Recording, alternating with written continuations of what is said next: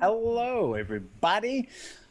So we're going to start our AM or early day RPGs now. We're going to do a one shot in the City of Mist universe. This is a really fun game. I really like this system. It's kind of like Fate if you've ever played Fate before. It's also a little bit like I don't know. It's like a lot of things, but like all RPGs, it's unique in its own ways as well. So City of Mist is it's a game where it's modern noir, like urban, but also very what's the word? Neo mythology, essentially. So all of our characters are connected to an ancient mythos in some way. They are like the physical embodiment on this plane of those other like the gods, basically, or other types of mythology things. Hey, everybody. Sorry, I just saw the chat. So we played this once a long time ago, and it's been just long enough that I've pretty much forgotten everything. So we'll be learning as we go. And we'll be playing. The nice thing is if you ever go to the site, you can, which would be on there. Yes, it's right there. If you go to the site, you can download the starter stuff for free. Just give them your email. They'll send you all the stuff, all the PDFs, and you'll get 2 cases that you can play through. You get a bunch of pre-built characters, quick start rules, and like a bunch of stuff that allows you to really just jump in and play, which is great. The creator of the game has also created videos that you can go through and watch so that you can learn the game yourself. And if you ever want to watch our playthrough from before, you can do that as well on YouTube. Anywho, hi and welcome, Raiders. We saw that. We just weren't live yet to say thank you. I'm Danny. I'll be the MC in this game. It's not a GM, but a master of ceremonies. So I'll be the MC for this game. We'll be playing through one called Demons in Cross End, which is one of the 2 freebies that they planted online. And let's go down the line, say what everybody's playing.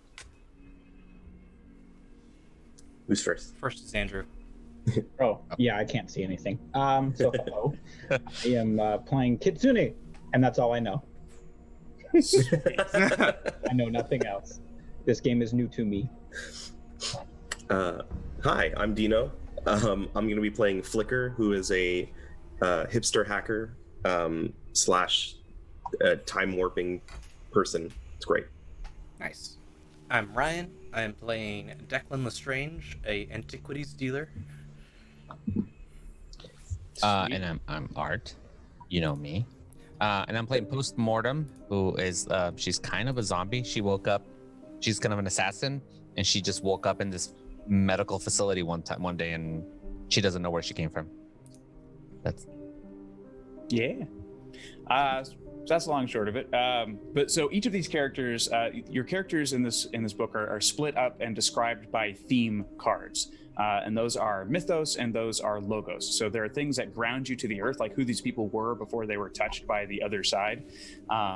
So Declan, for instance, he is way more grounded than he is related to the mythos. He's only got 1 mythos theme and 3 logos themes. But then Kitsune, on the other hand, is the opposite. It's got 3 mythos and 1 logos. That's what that means. Got it. A little more connected to his mythos. And these tags, the longer you play this game, these things will start to swap around and shift. Because if you start to ignore your mythos and this thing that's basically trying to use your body like not necessarily a puppet, but like you're a vessel for this thing, right? And if you start to ignore its wishes, it'll start to fade away from you, and you'll become more grounded with the logo side. We probably won't get there today. This is a quick one shot, but I really like how much your characters can continue to fluctuate as you play through these cases.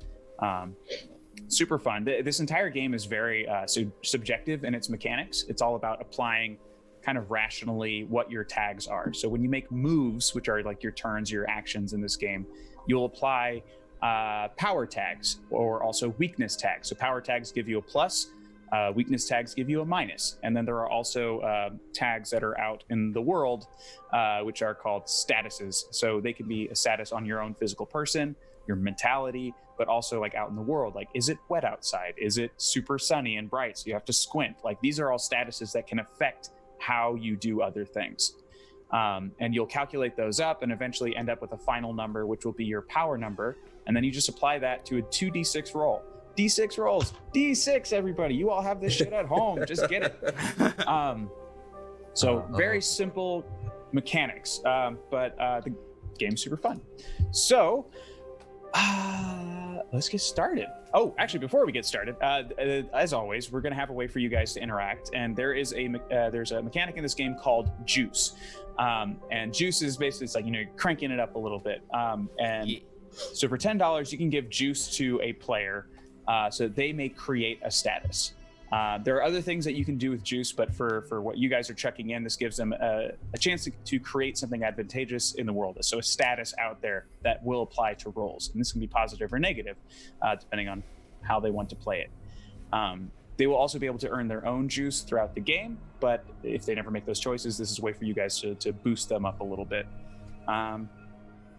There's a lot of terminology in this game. So if any of you get lost, because I'm sure we're going to get lost as we play, please feel free to ask questions. We've got everything up here. I think we have a general bead on how it works, but it's just remembering what everything's called is a little exhausting for it being a new game to us.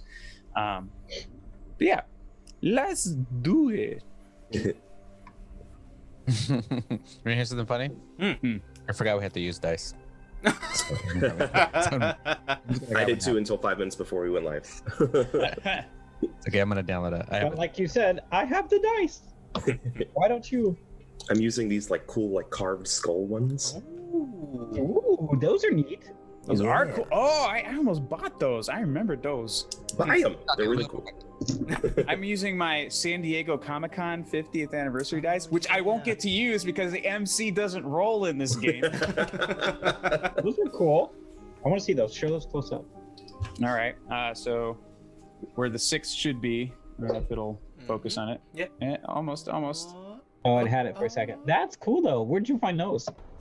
So if we were demoing games at Comic-Con, and for every game that we demoed, they gave us some dice. It was super Oh, cool. that's rad. So they gave it to the game creators to like pass out to people as like a. That's so cool. That's awesome.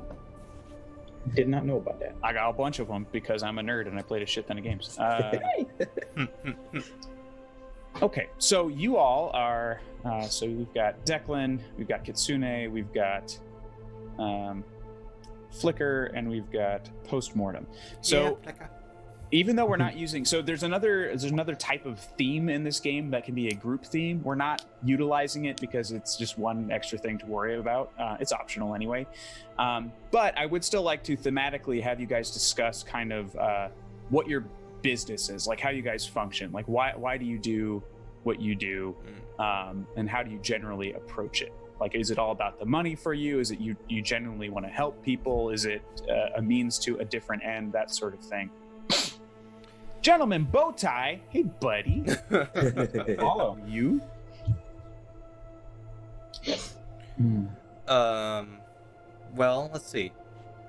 I'm an antiquities dealer, so I probably would have hired a hacker and an armed guard at some point for the line of work that I do. Mm-hmm. That makes sense. Sweet. Yeah, I mean, I feel like Flicker would be. She's young and she's ambitious, but she also likes to get involved in trouble, being a hacker. So I feel like she'd jump on that kind of opportunity to help with something that's maybe not necessarily by the book. All right. So I'm more kind of a vigilante. I kind of go after evil, and I don't really care about rules. So as long as I can take care of the bad guys, I will do whatever. Fabulous. Yep. All right. So I'm gonna say you. Yep. Yeah. Kitsune silently broods in a corner. I mean, really, I mean that kind of feels like what she's up to, or they, as it's referred to in all of my tags here. Yeah. It depends on what the situation is that we're about to encounter, because I mean, she is looking to relieve some suffering of mankind and then also return to her realm. Mm-hmm. While still struggling, what's better is or is reality or fantasy better for her anyway. And then she's also got an interesting love interest, so that could be what holds her to this group, depending. I love that. When I read through Kitsune, I was like, I love that the thing that's keeping her to the mortal realm is love for a high school student. High school level. Yeah. All right, so you all are sitting in Declan's office. He's put on a pot of coffee for everybody. Basically, it's just this is the holding pattern that you guys always get to at the top of the week, waiting for a case to come in, see if anything exciting's happening. And the phone does ring. Hello. Declan, hello. It is Michel Amagi. Yes. It's been a long time since we've talked to each other since university, but I need your help. Well, of course. Well, you know you can always count on me for a favor. What can I do for you? Well, you see, somebody broke into the gallery last night, and someone very capable broke into the gallery, and they stole several items from me. Now, normally I would go to the authorities, but one of the items was on loan from the city municipality. So I didn't want to go to the officials. I need this quietly solved. Understood. I am willing to pay you a considerable sum to find this item, return it to me, no questions asked. All right. How much are we looking at here? Your nominal fee, but I shall add an extra 5,000 on top of that. All right. Sounds rewarding. Do you have any leads for us? So we're just shooting in the wind. Do you want us to go to the museum and check it out? I would appreciate it, yes. I need better eyes on something like this. I can tell you who painted the painting, but it's very hard for me to... I'm not well-versed in criminals like yourself. Very well. I'm sure I'll be speaking to you again, but we're on the case. Of course, I will see you there. All right, lads. We've got a case. The museum has lost a painting, and they don't want to go to the authorities, so it's up to us to figure out who did it and get it back. Oh, listen, I'm down for this. I just, I need to set up my station. Can I borrow the desk in the corner again? Yeah, of course. Okay. Flicker just goes over and sets up a laptop and plugs in and everything and starts just typing away. Sure. What are you typing away to find? I'm trying to see if I can find a way into a security camera system, anything that can get some information. I guess, what would that be? Investigate. Yeah, investigate. She is a hacker, so I'm going to be using... Well, I guess I have lots of powers to use for that. I'm going to use the computers tag, power tag, network communications power tag, and data mining power tag. Sure. For that. And I don't know, would super speed apply to how quickly I can do this? Sure. Yeah, Okay. I'll say that, but I will then apply the weakness tag of tries too hard. Okay. Because in your nosediviness into this particular task, I think maybe going so fast on the keys might damage your motherboard or something like that. Because you're not considering all of the current things. Yeah, I drank an entire hydro flask of Mountain Dew Code Red, so I'm really hyper. Awesome. Although, could I do can I change the game by blessing her with good fortune over this Yeah. Opportunity to find information? Yeah, I would say absolutely. Yeah, you guys are used to working together, so your ability to like do these sorts of things in conjunction, I think, is perfectly natural, and you're probably used to it. So that would be another power tag added to that. So you're back up to where you started power-wise. So before. Mm-hmm. Okay, Feel cool. free to roll your dice. That is a 6 plus 4, so 10 total.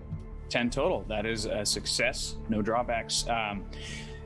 So you managed to hack your way into the museum security camera system. They Mhm. have a digital cloud for all their files. You knew that the city had recently upgraded to this sort of security system recently for all municipal buildings. And Okay. you go back to the night of the this was last night, so you Oh. find it fairly quickly, and you see security camera feed shows a very muscular man, kind of Okay. swarthy, strong, wearing military jacket, combat fatigues, heavy boots. He has a backpack and a belt of what seem to be high-tech explosive charges. His face always seems to be hidden or turning away from the camera. And the moment when you see, oh, sorry, let me see. He, what he steals, he goes up to the schematics, which are in a sort of plexiglass frame, and he uses a burning, like a sort of gel, to burn through this item in order to pull that shield off, take those schematics, and then there is a point where you see him grab two other items. You can't tell what they are from this angle of the feed. Okay. And a security guard does try to get involved. He fires upon this person. They miss the mark. He tries to attack the man in the military fatigues. And then all of a sudden, it looks like the burglar explodes. And the guard is smashed against the wall, unconscious. Huh. And then Wow. out of the smoke, that same man in the military fatigues collects everything that he had put down in order to finish that fight, and then exits the camera's vicinity. He does not leave through the doors, but you see him round a corner, and then he's And left then he's the off. building. Yeah. Interesting. I'm assuming I just showed everybody the video. Sure. We all Yeah, watch so- together. Oh yeah, everyone's on the same page right now. All right, not Wow. just a normal burglar. Yes. Well, I mean, we have a face. Well, sort of. We have a body. True. Something to investigate at least when we're there. Maybe Yeah. even figure out what those other two items were that he took. All right, Yes. should we get going, investigate the museum then? Let's head Sure. out. All right, I go over to the filing cabinet and grab my two pistols, put them in their holster. Nice. Take my ion blasting rifle from the wall. Put it on my back. Pack everything up. Take another swig of Mountain Dew Code Red. Awesome.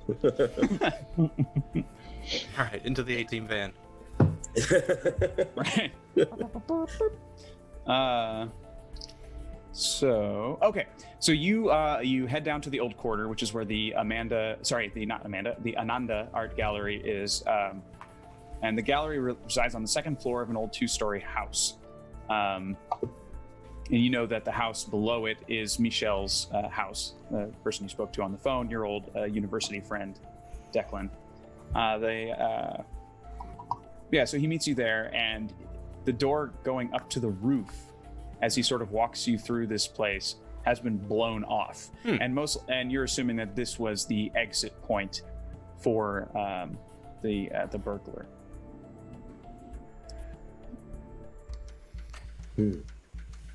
Michelle. Well, now we know. Oh, sorry. I was gonna say now we know what the explosives were for. Right. Well,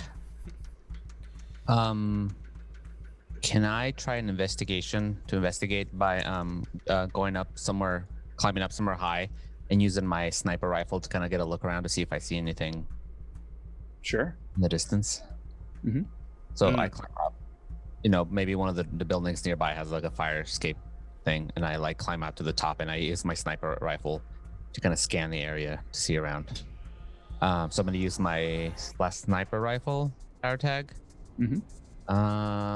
Climbing, because I'm climbing up there, and tracking power tags. So Okay. +3. Yes. Yes.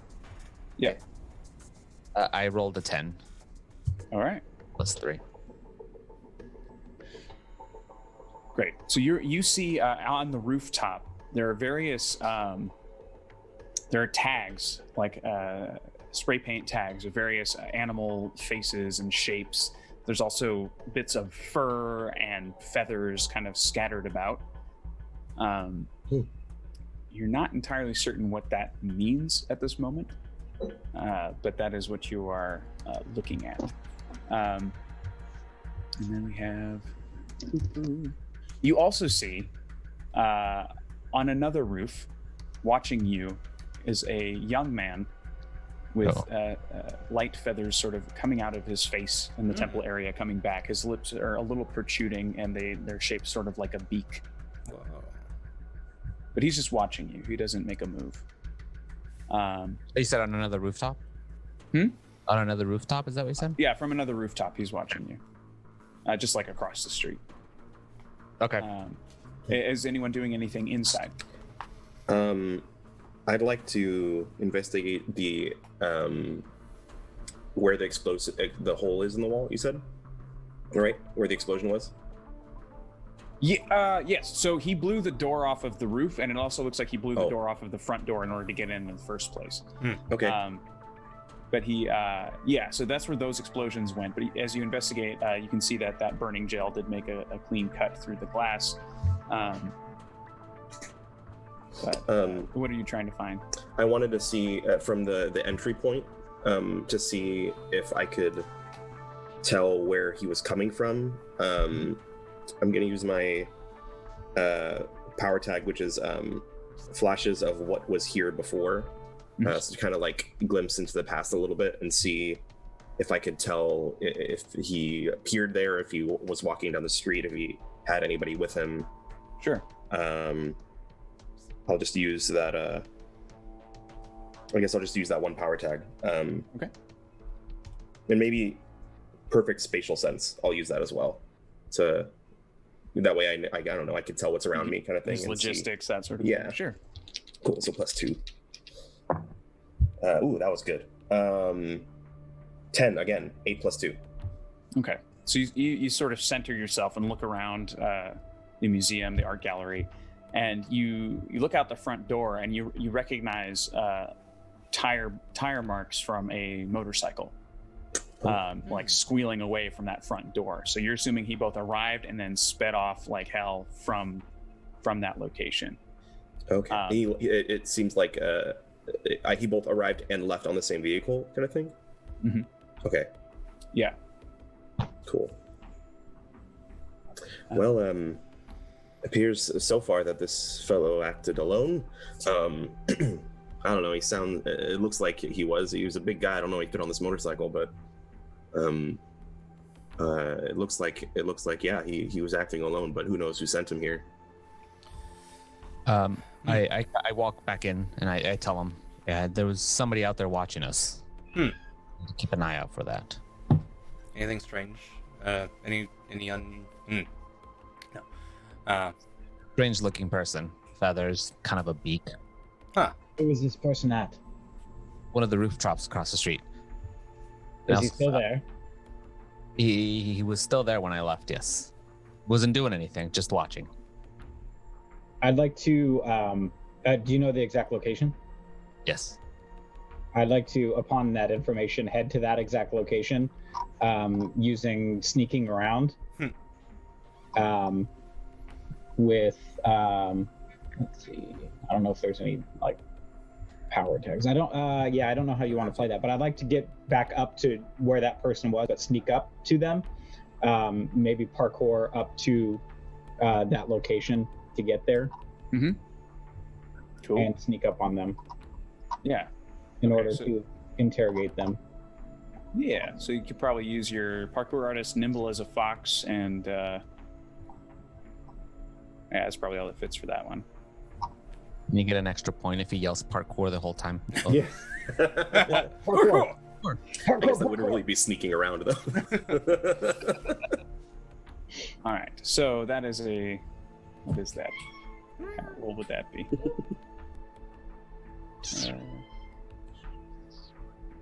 guess would that be sneak around? No, would that be? It depends on what you want me to do, because if you want me to say I've just gotten there, that I don't need to parkour for anything, and I can sneak around to hypnotize this person to ask them, interrogate them questions, or ask what they're doing.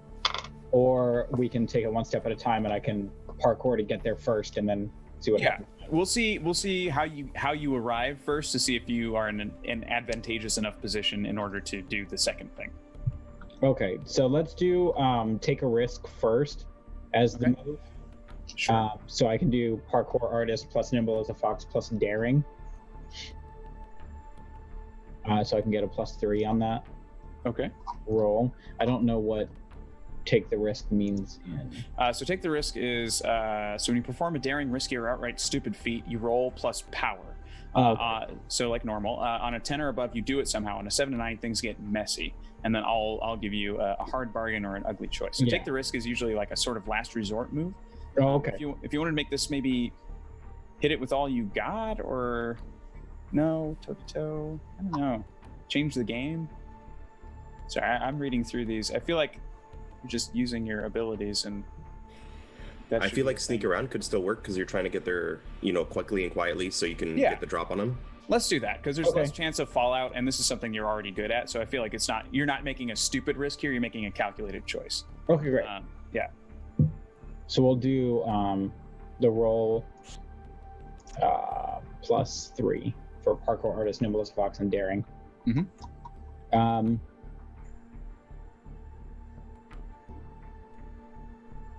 But let's throw in fragile in there. If like say I don't quite make the landing, or I don't land perfectly, perhaps.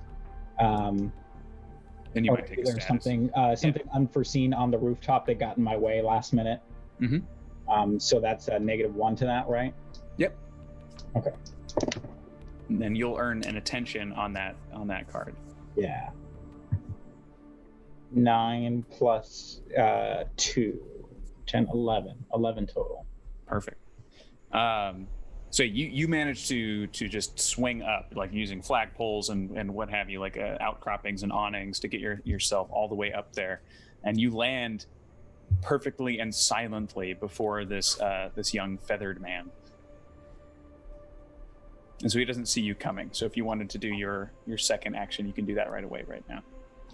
Yeah, let's do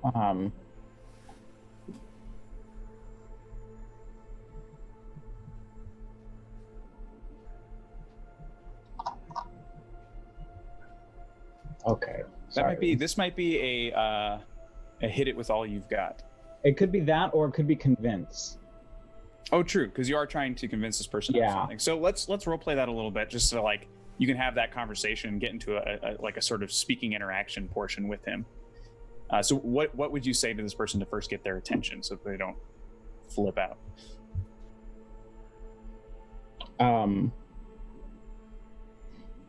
I see you're doing exactly what I've told you to do.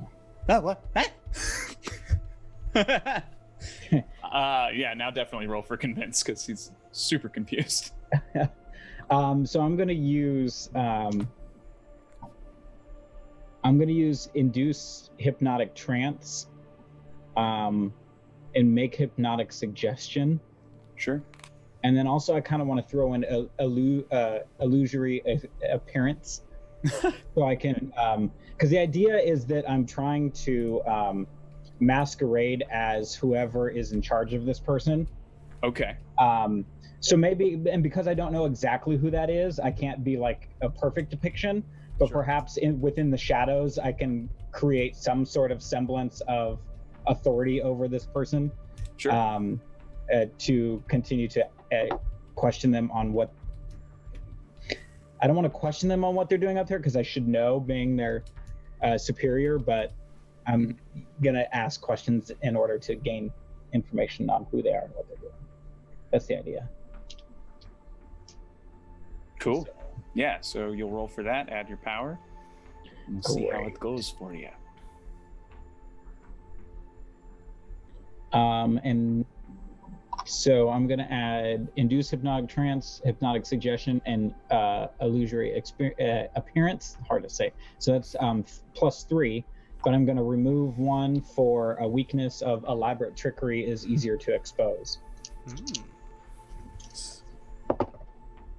Ooh, this will be fun. 6 total. 6 total. Ooh. So that's a failure. Is Yeah. Is it 2d6 or 1d6? 2d6. Mm-hmm. Damn. Yeah, I have a 3 and a 1. Youch.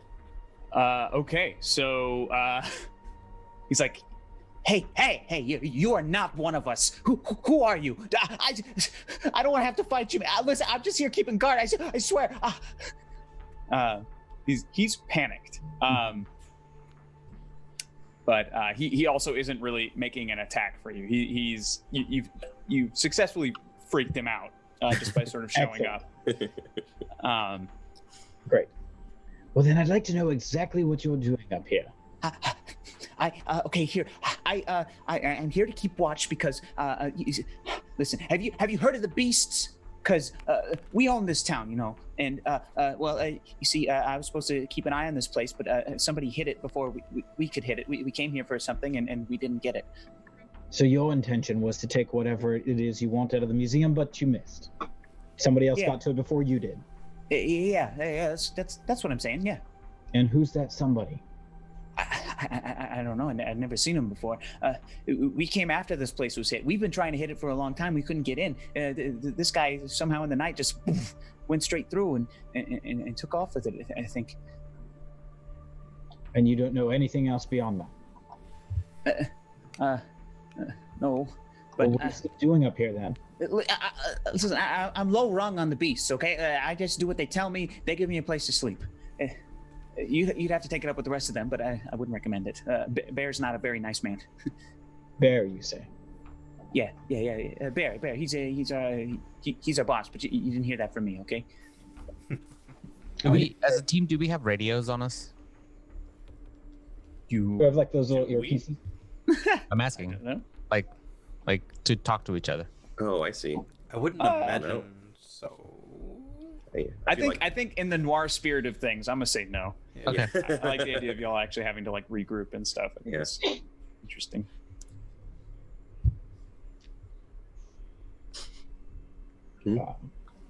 So that's all you know then? Yeah. That's what I'm telling you. Listen, we've tried to get in several times, like I said, but what is it you're after?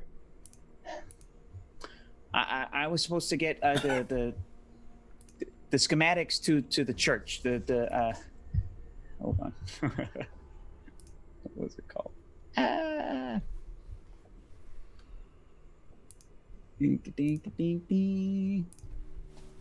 The church over in Cross End. I was supposed to get it for Bear. That's all.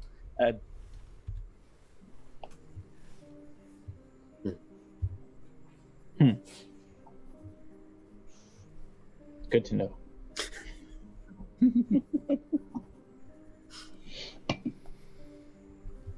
Am I able to see them from the ground? Because I knew where they were. Could I still see them from back where I was? If I stepped out onto the street. Yeah, because you had an idea of where Kitsune was going, so you can kind of like see them on the top of the roof, like they're silhouettes of them, like kind of yelling at each other. Okay. Sorry. So the name of the church, I finally found it, was it's Santa Teresa de Avila, and it's one of the oldest buildings in this town. It's essentially a ruin now. That's why they call it Cross End, because it's so dilapidated. It's sort of a tongue-in-cheek name, deriding it. Sorry, and that's where what? That's the schematics that were stolen. That is what. Oh, okay. Oh, what was that's stolen. Okay. Michel inside comes up to you again, Declan. Declan, my friend, I'm very happy that you are here to look into things for me. The other items that were stolen, one of them is it's a modern art necklace. It's gold and silver. I honestly think it's terrible, but I displayed it as a favor to a friend, but it is still worth something. And they also took a Persian carpet, which is essentially valueless, but it is important to me and my family. The other item is the schematics of the church in Cross End. It was going to be an ongoing series of 12 old schematics of city landmark buildings. They were loaned to us by the city, and again, this is why I go to you, because it's a very expensive problem. Of course. Yes. How long was this being displayed? Was it well known that this was going to be publicized here? Well, like I say, he sort of gestures to the previous items in the series. There are only 2 before it. It has only been on display for about 3 days, but there have been no issues before. The other ones are simple old buildings. Someone targeted this one specifically, and I do believe this was done by a very severe professional. This is a very clean job. Everything, though it is messed up, nothing is destroyed or tainted except for the items that he specifically came for. Have you seen any security footage when you saw the break-in? No, not yet. I had not. Actually, no. There was one I saw. Yes. And he sort of like gathers you up and takes you away, and he shows you security footage that you, Flicker, had not yet seen. Okay. Which is of him riding away on the motorcycle in a particular direction. He's headed south. Okay.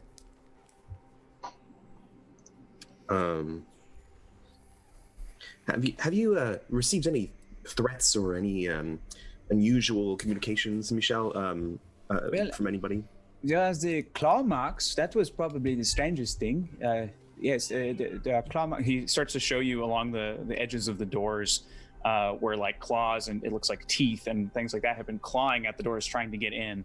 And also he sort of points up to the rooftop, and also up as well. They've tried to come in from the front and the top. It seemed odd, but it was also surrounded by graffiti, so I don't know if we are dealing with dogs or something like that. I'm not certain. I'm not an animal expert. I am more an artist. Is that why you hired the extra security? The extra security? Oh no, that is standard security. That is Gary. Gary is a good man. Is he okay? He's recovering. Yes, he is still at home, but he is all right. He mostly is a knock on the head. Is he coherent? Can we talk to him? Can we maybe speak to him? Certainly, yes. Here, I give you his home address. Wonderful. I take out my phone. I type it in. Well, because he was blasted against a wall. I see. He cracked his skull against the wall and knocked himself out. Mm. Well, I think we couldn't see the face of the man in the videos. Maybe Gary can give us some more information about who this man is and why. Maybe a description of him so we can find him better. Very possible. I mean, he definitely got more of a closer look than the cameras did. Mm-hmm. And then maybe Gary can describe that explosion we saw as well. Yes. Also, Michelle, the necklace, yes. Do you have the name of the artist? Perhaps we can talk to them and see why that might be important for someone to take. Oh, the artist is just someone named Steve. He's someone who, I swear, he just Googled how to make art and he made this and turned it in. Again, he's an old friend from school. I wouldn't waste your time. He's not artistically bound. He just wanted to make some money. Very well. And this carpet, you said it's important to your family? Yes, it's something of a family heirloom. If you can get it back, I would be much obliged to you, but I cannot offer you much for it, for I am already paying so much to have the schematics returned. If it is convenient, please bring it back to me. Yes. Was the weave anything unique about it, or might no, something? Mostly just old. My great-grandmother bought it in a market a long time ago, and we've passed it down ever since. Really, the item that concerns me is the schematics. It's the only thing that is not mine or that I actually care about. That gold necklace, I don't really care if I ever see it again. But I do have to, make notes of the items that have been taken. Of course. Okay. Well, I say we go get the rest of the group and find Gary. I don't know where Kitsune went. You all exit the front door and you see Kitsune. Oh, wait. Oh yeah, because you're up on the roof as well, right? Yeah. I'm on the street, but I've been watching. Okay, great. I point up there. Oh, okay. All right, so Kitsune, you're still on the roof with Mhm. this bird. And kid. that the dude didn't know who it was that took the schematics before him. Correct. Okay. Is Kitsune done speaking with this dude? For the moment, yeah, since I can't think of anything else to say. Okay. Well, I've been watching through my sniper rifle, so I kind of watch you kind of finish your conversation, and I decide to shoot him with my rifle because I'm here to get the bad guys. Ooh. Okay. Oh my god. Jesus. That is that will absolutely be a hit them with all, or hit it with. Hit him with all you got. Yes. So it'll be that, and you're probably apply your My marksmanship. where is it? My blaster rifle, sniper rifle, and Well, those are two different weapons, so I'm not going to let you use wait, both. marksmanship. Where's marksmanship? So under your power tags, under assassin, you have marksmanship. I would also allow stealth because he doesn't know where you are. I don't. I don't have. And the power tags I have under assassin, I have martial arts, stealth, and climbing. Oh, and climbing? Oh, I have a different version then. Oh. Interesting. Okay. So I was thinking of using the sniper rifle. Mhm. What's the other one? I had two of them. Tracking, interrogation, alert. No, I guess that's it. And Okay. I feel like maybe my weakness tag would be too eager. Use on that Okay. one. Yeah. Sure. Yeah, I think those would be it. So I'm basically canceled out. Sure. Yeah? Mhm. 11. Oh, Jesus. Oh no.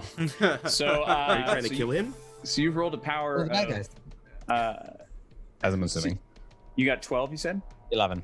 11. Okay, so you get to choose two of these things. You can take cover, secure a superior position. If you don't, blah blah blah. If you hit them good or you get them good or get many of them, you definitely get them good. Control the collateral damage, hold the target's attention, blah blah blah. Upper hand. So you can take one juice if you like, but also you can give the target a status of your choice with the tier equaling your power. So the power was 1 on this. No, power was 0. Power, 'Cause it canceled out. Oh, it canceled out. But it's still, Okay. I think it's a minimum of 1 for applying status. Okay. Oh, Oh, is yeah. Yeah, it is. So you can still, shot, I guess, So would then I got be a 12. the status here. So maybe even though it's a sniper rifle, maybe you just, you didn't take into account the wind because of your eagerness to get this done. Yeah. So instead of like it hitting home and really just taking this kid out, you get him in like the shoulder or something. So I'm going to say shot in shoulder is his status, and he'll be at a status of 1, which isn't bad considering what just happened. So Kitsune, as you're chatting with this kid who's already panicked and freaked out, you just see his collarbone explode and blood sprays into your face. He makes a sad like cawing noise as he hits the ground. He's writhing around holding his shoulder. What the hell? I look at her and go, guys, I immediately turn and lock eyes with Art's character, like right away. I know exactly where he was and who it was. And just, Mhm. Is was he not one of the bad guys? Well, we don't know. Yeah, we never even talked to him. You're the only one up on the roof with him. You're the only one that saw him besides Kitsune. And I just like yell up, or I guess, do we hear like pain or like anything from this individual? Yeah, he's screaming and kind of cawing like that. Like, Okay, I'd like to get up to the roof as much as I can. I have super speed and perfect spatial awareness, but I'd like to like get up to the roof quickly. Sure. Would that be just a just a thing, or do I roll? For it? For this, I'll just say you can get there. Cool. There's nothing else in your way at this point. I want to get up and get down to the person thing, bird thing, and just kind of like stop the bleeding somewhat with I don't know, I'll rip off a piece of my cardigan and I hold it against the wound. Sure. You okay? What's your name? Okay, no, I'm not okay. Are you? Someone just shot me. My name is Morty. Hi. Hi, Morty. I'm Flicker. Listen, what are you doing here? Why are you? Are you a party to this? As I was calmly telling your friend here, I am an associate. That's a good word. I'm an associate of Bear, and Bear sent me here to keep an eye on this place. Because we were trying to figure out what happened to that map. Ow! So you were here for the map too? They were here for the map, and somebody else beat them to it. What were you gonna do with the map? I don't know. I'm just a flunky. I work for Bear. I'm not high enough for them to tell me the whys. I just do, and they give me food and stuff. Well, who can tell us more information then? Maybe do you think we can talk to Bear? Would you be able to get us a meeting with this Bear person? I could, sure. I guess.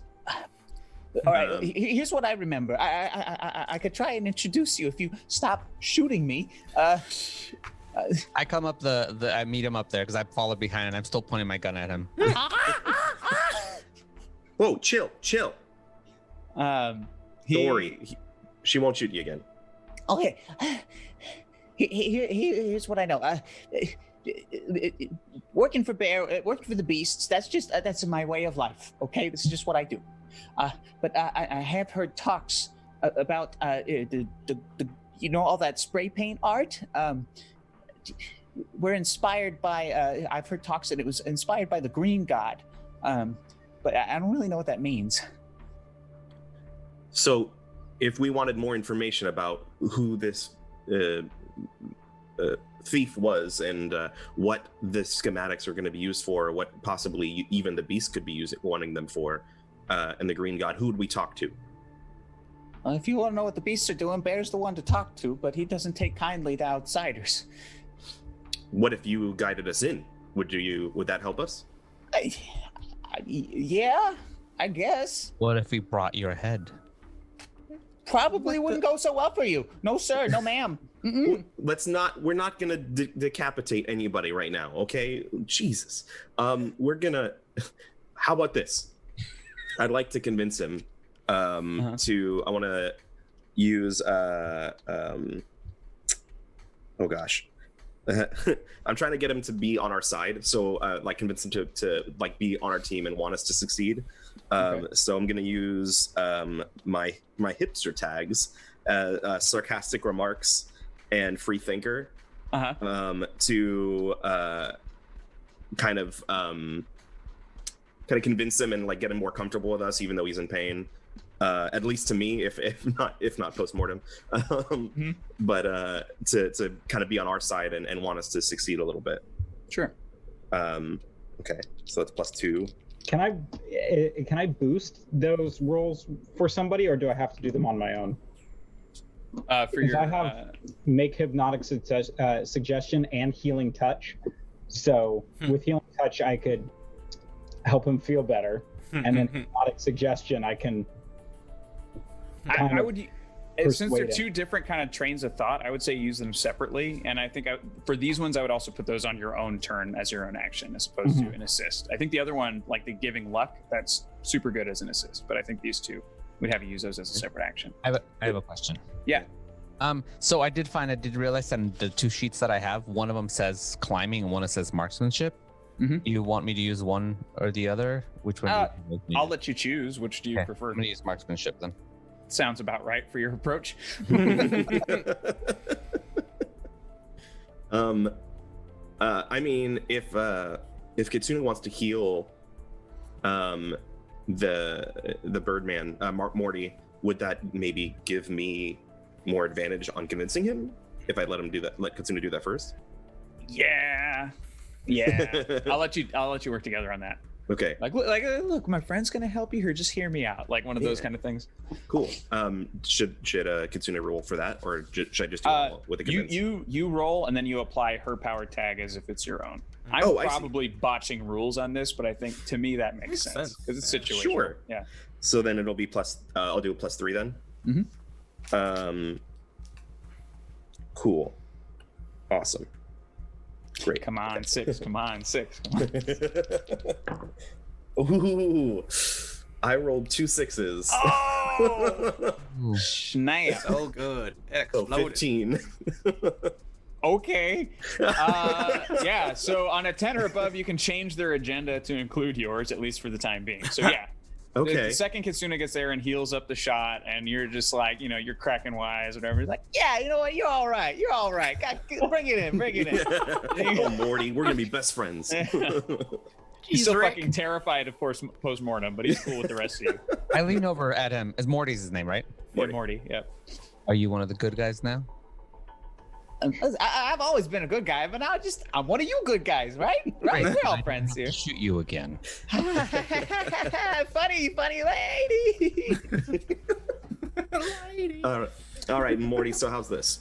We're gonna visit a friend named Gary, and after that, how about you take us over to meet Bear, and you can help convince them that we're here for good and for peaceful talks. Nothing inappropriate, nothing painful. We'll make sure that postmortem keeps her gun locked away. All right. Sure. Yeah, I'll come with you. But if anyone asks, I stayed here all day and did my job. Okay. We'll attest to it. We'll say we found you keeping watch. Excellent. Yes. Cool. All right. So you head down to, you all head together. The van is a little more full now that Gary is taking up a little bit of space. He's got a little extra wing room. And Morty. Did I say? I said Gary. Too many names. So it leads you to a very small apartment in a brick building. It's a apartment number 2, second floor, like inside one of those little like alcove things. It's very small, very quaint. You knock on the door and a fairly the guy just looks when he answers the door. He just looks like almost like Gilderoy Lockhart, but without the cheese, like without the bullshit factor. He just looks like this very nice, kind of like dashing young man. Hi, how's it going? Hello. He's got like a giant ice pack on his head, so sloshing it around. Understand that you are the security guard for the art gallery, the Ananda Art Gallery. That's right. Gary, nice to meet you. How are you? Come on in. Of course. And he immediately gets to work. He makes some coffee for you guys. He makes like little like finger sandwiches and shit. Like he's going over the top. As you like look around his, actually someone make an investigate for me. I guess I can use the perfect spatial sense to kind of like get a idea of what's around, kind of thing, like so I can get the layout of the apartment and everything. So it'll just be +1. No, that was not as good. 6. Crap. 6. Yeah, you don't notice a lot. I think you're so swept. You're so swept up in his kindness and his warmth that he's just kind of you're just like, oh, what a nice man. Like, okay, Yeah. Interesting. There's some posters on the walls, but they don't really draw your eye. Is it just one of us only allowed, or do you do? No, you can look as well. You're all detectives in your own right. All right. Let's see. Could I use good judge of character in this? If I'm like trying to think if he's Totally. on the level or something like that. All right. And then I'd also like to apply one of my mythos tags, which is premonitions. Interesting. Okay. Okay. So And you're trying to find out. well, What do you? if something is like out of place here, maybe I will get a sense of like where it belongs to, or maybe like I can get a thread of something connecting to the next location we need to go to, or something like that, or someone else's involvement. Got it. Okay. Sure.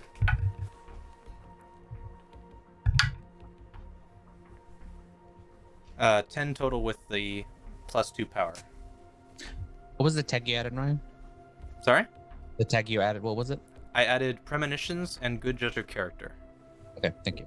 So, good judge of character. This man is completely earnest in his kindness. Like, he is just like, the only thing strange is that he is actually this cool and good or whatever. You see on his mantle, there's like a cross. There's there are also pictures of marksmanship. Like he's saved like from like shooting galleries. He's saved like his bullseye shots and stuff like that. Kind of like framed them up and hung them up on the wall. And there's like pictures of him like in like charity photos, shaking hands with people, that kind of thing. Like this dude just has, it seems like he's dedicated his life to helping others and protecting others and that sort of thing. As far as premonition, give me a second. You see, you do see an industrial loft in your mind. And I am allowed to, as the MC, because of the way this particular story is built, I'm going to ask you a question, if I can find it. I'm going to ask a counter question, and I don't have to apply any context. Okay. Are you, Declan, a true believer? Yes. Is a question posed to you, not necessarily needs to be answered because that wasn't a character asking, that's the MC asking. Oh. So just think on that, let that settle for a bit. You also see on his coffee table newspaper, the most recent newspaper, and it says it's not even a headline, which is strange, but you know this city well enough to understand that as kind of business as usual. But you see that there's a third death, like a third mysterious animal attack death, printed in the paper. Interesting. Nice place, man. Oh, thank you very much. You know, I try to make sure that it's a nice, comfortable place to come and visit if they ever do so. Yeah. They? Huh? They? The people, anybody, strangers like yourselves. More coffee? Not at the moment. I'll take some. Did you always live here? Well, no, I mean, I used to live with my parents. I was just, I was looking around and I thought I saw a photo of a loft somewhere. That was, well, no, I've never lived in a loft. No, I've had this apartment since I moved to this city. I don't really like to move around too much. You know, I like solid roots. I like to be a member of the community. You were a security guard long at the art gallery? Oh, sure. Michelle hired me when I was about 25. You know, I had a strong training background. I always wanted to be, personal security. I wanted to protect life. That's the strangest thing about this last night is I don't like to toot my own horn, understand, but I am a crack shot. And I could almost promise you that I shot that man point blank and directly, and nothing happened. Next thing I know, he exploded, which is insane. Like probably, you know, a gas tube ruptured or something like that. I think I'm misinterpreting. Yeah, I hit my head pretty hard. It was just the strangest thing. It was, I saw the bullet go toward him, and it should have gone through him, and it's like it didn't even touch him. Interesting. Do you remember any specific markings on him? Maybe like a tattoo or anything? Well, the funny thing, let's see. Well, no, outside of the military fatigues, he looked pretty normal. His face is pretty forgettable. But he's pretty strong. He's fast. He had a bunch of like toys on his belt. They all looked kind of homemade, you know? Toys? Some of the boom boom stuff. I caught him trying to burn through that schematic case, and it was successful, unfortunately. But it looked like, you know, it was in the sort of like ketchup tubes that you buy at home. Like none of this was off the shelf military grade. He probably made this himself. I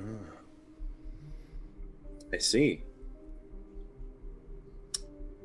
I wonder. No, I don't know how we do that. Never mind. Um, so you can't tell us any specifics about what he looked like besides the fatigues and that he was a strong man. Even when I was looking at him, it felt like he wasn't looking at me. You know, it was just a sort of. I see. It's weird. It's like, you know, you ever go to the market and not remember what anybody looks like? It was like that, but I feel like I should remember what he looked like. Interesting. What else do you remember about that night, Gary? Well, it's been an interesting couple of nights, really. The last few nights, there's been lots of growling and scratching at the doors and the rooftop entrance. Right. You know, I've had to scare some kids away for spraying tags. This kid had some really long black hair. It's kind of. He looks at Morty for a second. He's like, nah.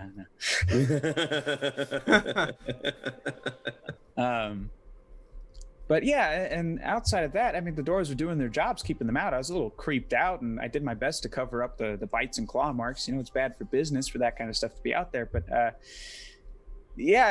this guy just came in guns a-blazing. You know, no guns, though, just lots of explosives. Yeah, and you know, he peeled off on a motorcycle, and he was heading down toward the industrial district. But Industrial district, huh? yeah, I imagine so. I mean, it's that would be my best guess. That highway doesn't really go anywhere else. Okay. Now we did ask Michelle if there were any other, you know, threats or anything that you guys were receiving before. Did you hear any talk from patrons or anything? Anybody that looked like they were casing the place, or during the day, or while the place was open? You know, that's interesting. Nobody's really brought anything up to me like that. Most of those noises and everything were happening at night after hours, and that's usually when most of my shifts are. During the daytime, they like to keep me, you know, out of the public eye. It's against the artistic image of the place, so I'm more of a nighttime fella anyway. All right. So when he mentions that the motorcycle went to the industrial section of the city, does that premonition of the industrial loft kind of make more sense to me? Yeah. Okay. It feels like, you know, like if this was a combination lock, one of the pins just in your head. Got it. All right. So at least I know possibly our thief might be hiding it at his house somewhere in a loft. Mm-hmm. Okay. Okay. Cool. Well, thanks for the coffee, Gary. Anytime. Yeah, really anytime. And say, if you ever have an open weekend, there's a local soup kitchen that can always use some extra hands. You know. I can on the weekends. I play Call of Duty. I can't do it. Sorry, but that's fine. Yeah, well, I bet you're a great shot. Oh yeah, absolutely. In the game. All right, so he kind of like ushers you out and, you know, shakes everybody's hands warmly and pats you on the back. All right. Anybody pick up on anything?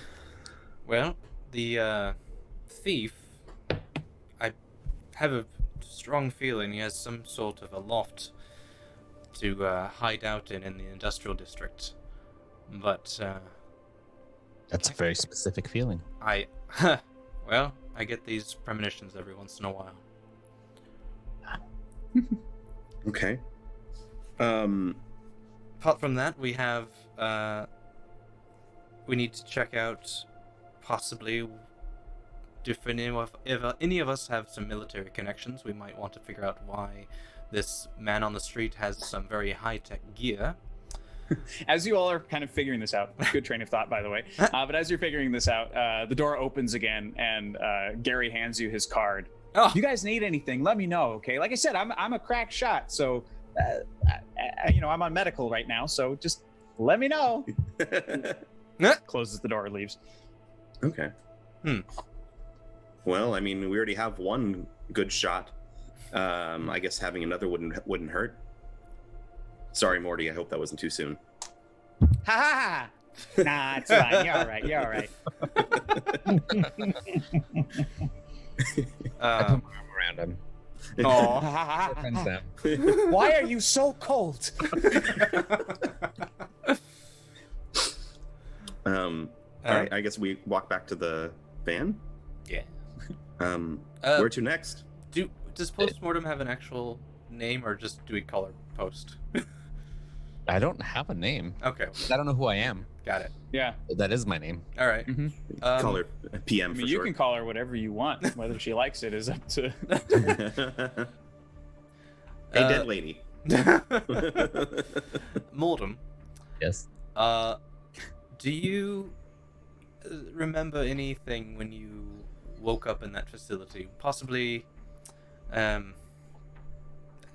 any kind of weapons and stuff like that that you can remember? Just the gear that I have with me. All I know was a Helix Labs facility. Right. And I woke up, and it's just everything that was attached to me is all I know. Do Okay. we know if there's a military presence, like a base or anything in town?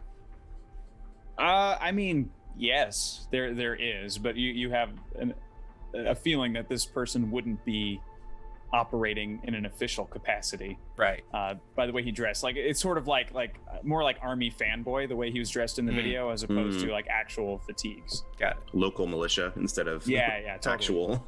Yeah, this is garage warrior type guy. He's Got a it. little different. Should we head to the industrial area? See what Well, we don't have a direct place yet to go to. I just know that it's some sort of loft somewhere. At least with Bear, we know that we're going to see Bear. That's true. We true. mentioned talking about contacts earlier. That is something that you can try. Like Well, within the game, that's yeah. a portion of it. I have business contacts. I don't know, outside of archaeology, if I have anyone in the military who I'd know to contact for weapons like this. Sure. You know what? I'm gonna do some research online. I'm gonna investigate using my hacker skills. I'm gonna see if I can find any, like chat rooms or anything. People that have been, if anybody's been like posting specifically about anything that would make these sort of explosions happen. Sure. Or anything like that that Gary was describing. So I'll use the computers, network communications, and data mining again. Plus, I'll do super speed again, but I'll use the weakness of can be traced. Okay. Cool. So I'll take that risk. Cool. So that's +3. 7 + 3, so 10. 10. Great. You somehow find a forum for like unsavory business practices. It's almost like a white pages for like burglars and hitmen and shit. And so you start to kind of go down the line, and you find out that this is a person who operates under the moniker of Proximo. Proximo? And from Proximo, and from there you are able to because you are such a hacker, you don't find his true name, but you are able to find his address. Oh. Within the industrial district. Huh. Okay. True to Declan's vision, it is a converted loft in the industrial district. Used to be a warehouse. He's above an old warehouse that he's converted into a sort of base of operations. The details of the insides you don't really know, but you're familiar with the building. You've passed it enough times just throughout your daily life that you sign it off as like, that used to be a thing, or it doesn't draw attention. Looks like I found where this guy might be. Do we want to go find him first or talk to Bear?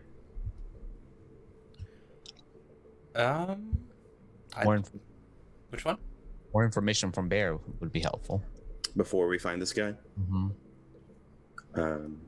What do you think, Morty? Should we go talk to Bear?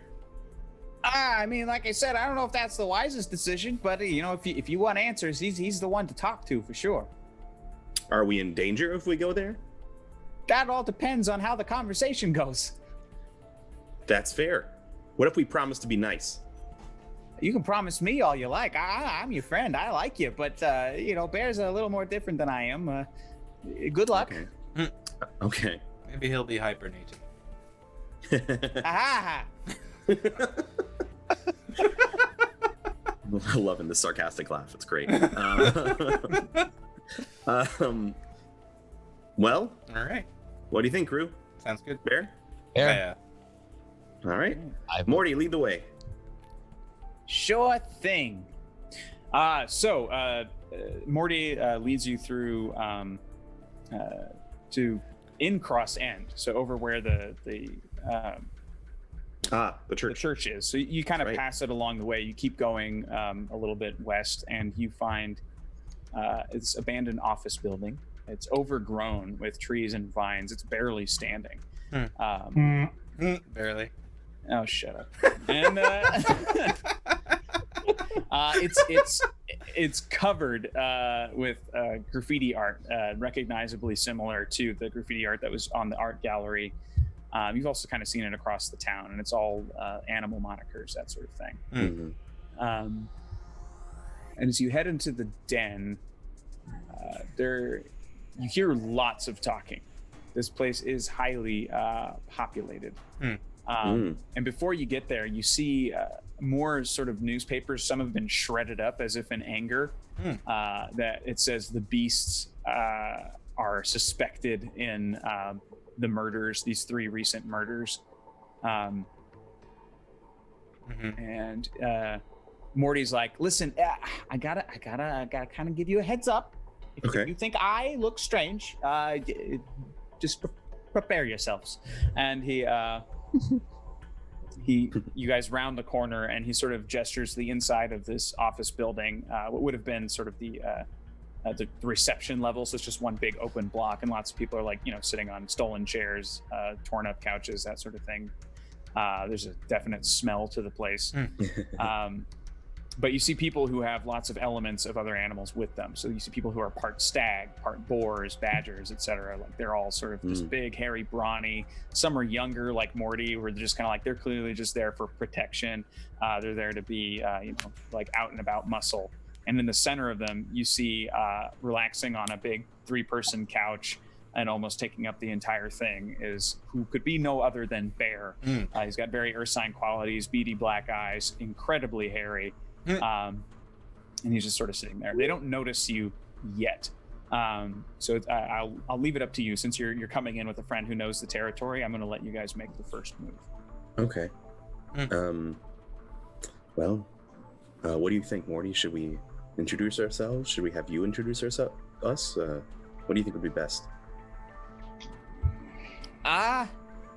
Well, I've never really stood up to Bear for anything. He just kind of tells me what to do. I don't even know if he remembers my name, but it probably best if I say, hey guys, I brought some friends or something along those lines, and we just sort of hope for the best.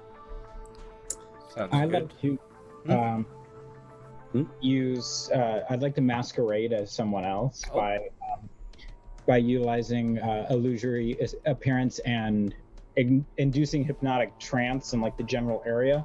Sure. Daring as well, so we'll make it. Yeah, I think we'll do sneak around. Okay. Unless you want to take the risk. I'll call that a sneak around, because you're not necessarily like sneaking, but you are sort of infiltrating. And then my weakness is elaborate trickery is easier to expose. But the idea is to add to the ranks, so it's as if Morty and another friend of this business brought these 3 in instead of 4, so kind of boost that credibility of the group. Mm-hmm. So that'll be what plus 2, given the -1. Okay. And that's another attention on that card. 5, 6.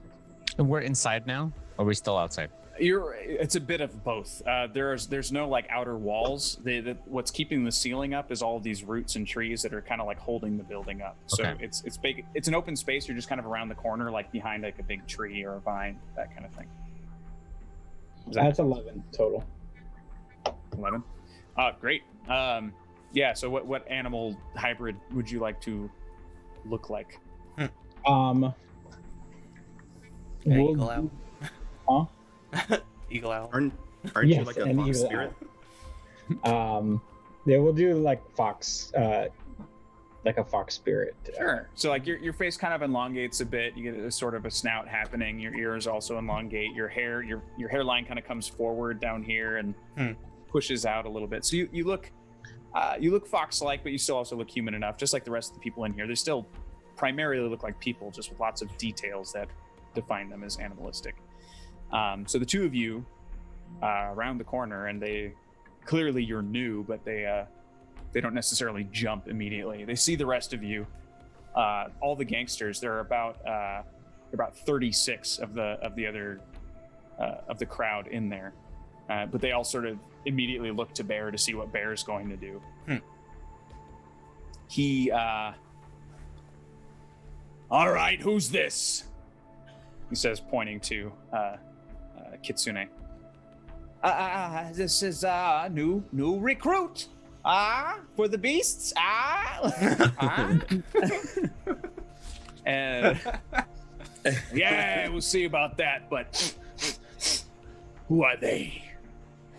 He's able to smell you all from around the corner. Come out if you want to live.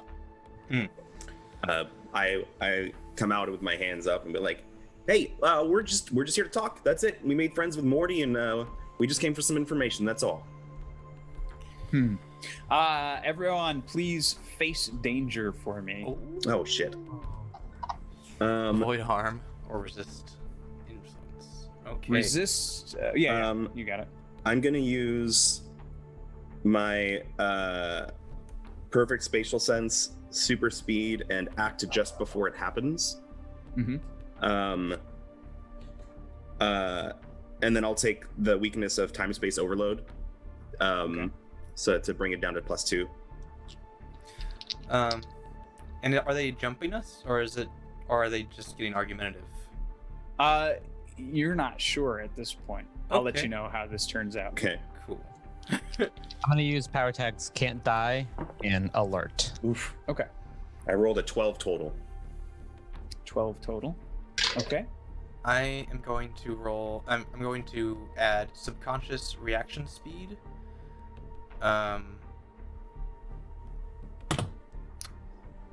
Maybe because I feel like this is going to be something like they're trying to jump us, so I wanted to use also gunslinger stunts and adhesive foam ammo to stop them in their tracks. Okay. Ooh. Can I also add my force field generator? Like I'm on the ready. Sure. So, Absolutely. I'll detail a little bit more. His move doesn't seem like he is coming at you specifically. Like this roll comes immediately after he's kind of sniffing. okay. Okay. I'm at 11 total. 11. Okay. 7 for me. Mm-hmm. I would like to use illusory appearance, induce hypnotic trance, make hypnotic suggestion, and bless with good fortune. Mm-hmm. Along with the weakness tag, elaborate trickery is easier to expose. And then, do I know if he is a god or spirit? He's like you. Oh crap. And the terminology here is you're all mythoi, right? You're mythos? Yeah. Okay. So yeah, so he's connected in the same way that the rest of you are. Where you're not sure where they draw their power from, but they are drawing their power from a greater entity, like the rest I'm of going to use my other. Can I use 2 weakness tags? Sure. If the other weakness tag is powers do not work on gods or spirits. So I feel like that might apply. And that's why I asked. Okay. All right, let's see what happens. So that's a total of +2 on my roll. It's 11 for me. 11. All right. You're the one that I was the most worried about. So he has an ability, and I'll just define it because I think it's cool. He has an ability to preternaturally sniff out the truth. And so the only person who will be affected by this scent game will be Declan, because you rolled just low enough. But because you rolled, I think, a 7 to 9, it is decreased by 1. So it's exposed 2. So he can tell whether or not you're lying, no matter what you say. So you can add that as a status out there for yourself. Exposed to. And realizing that you're the only person that he can determine is speaking truth. Right. Shut up, everyone. You. Here. Very well.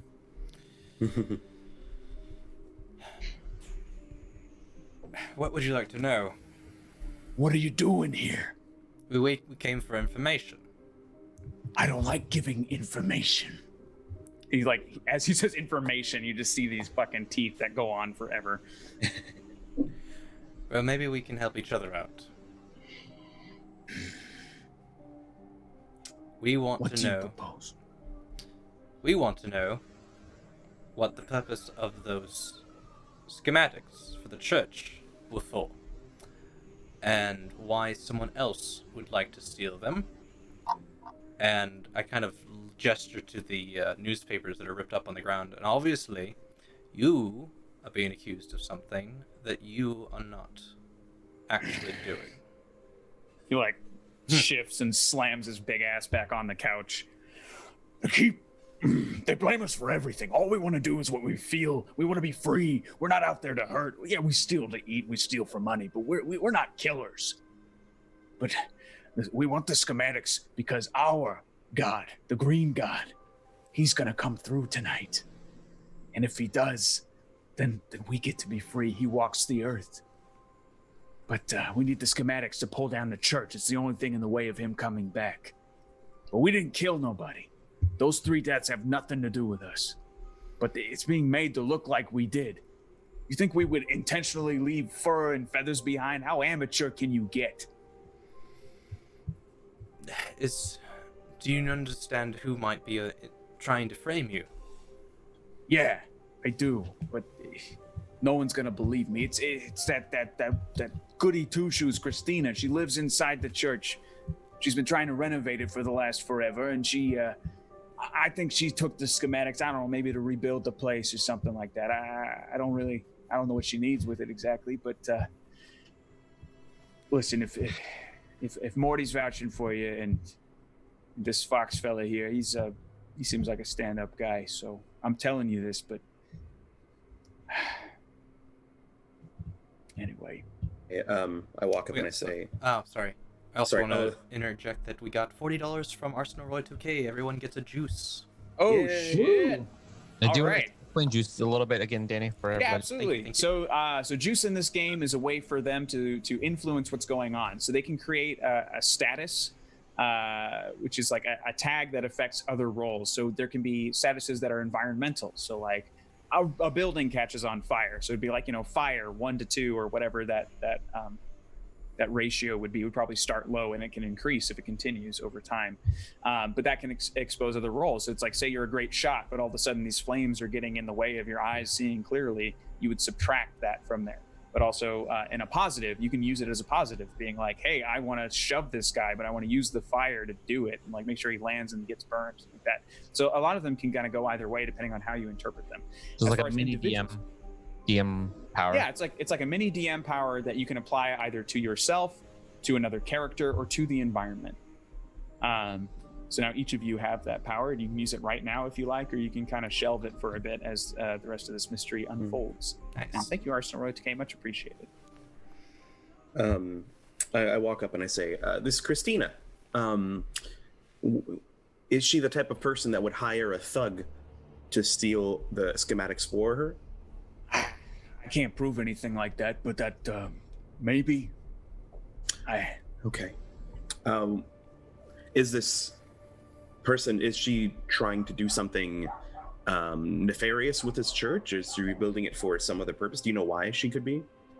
We've been trying to break in there for the last week or so because, it's getting close to the time. Tonight, we need that place rubble. So we're Time for what? actually, what's that? Time for what? For our God to walk the earth again. Your god. Wait, what? Green God. Back up. You already said these things, Yes, but all he right. did. No. So is Christina trying to prevent that from happening? I would assume so. She seems to be the goody-goody type. Okay. And is the green god not the goody-goody type?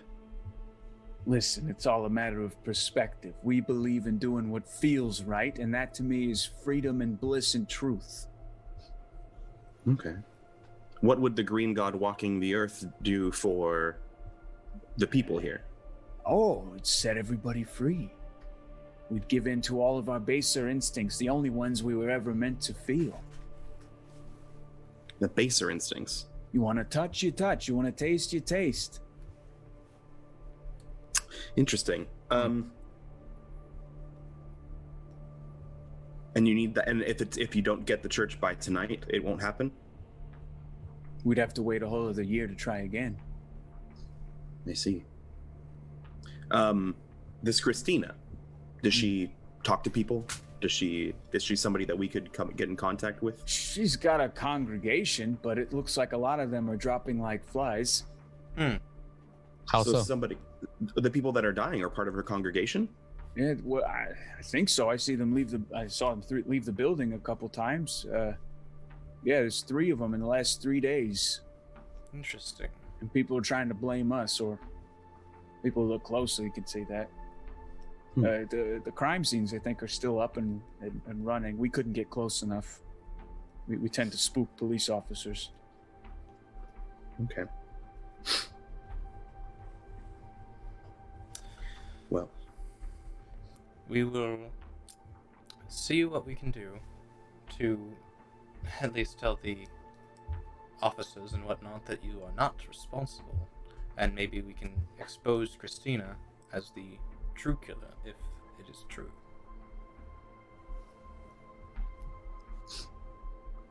that sounds good.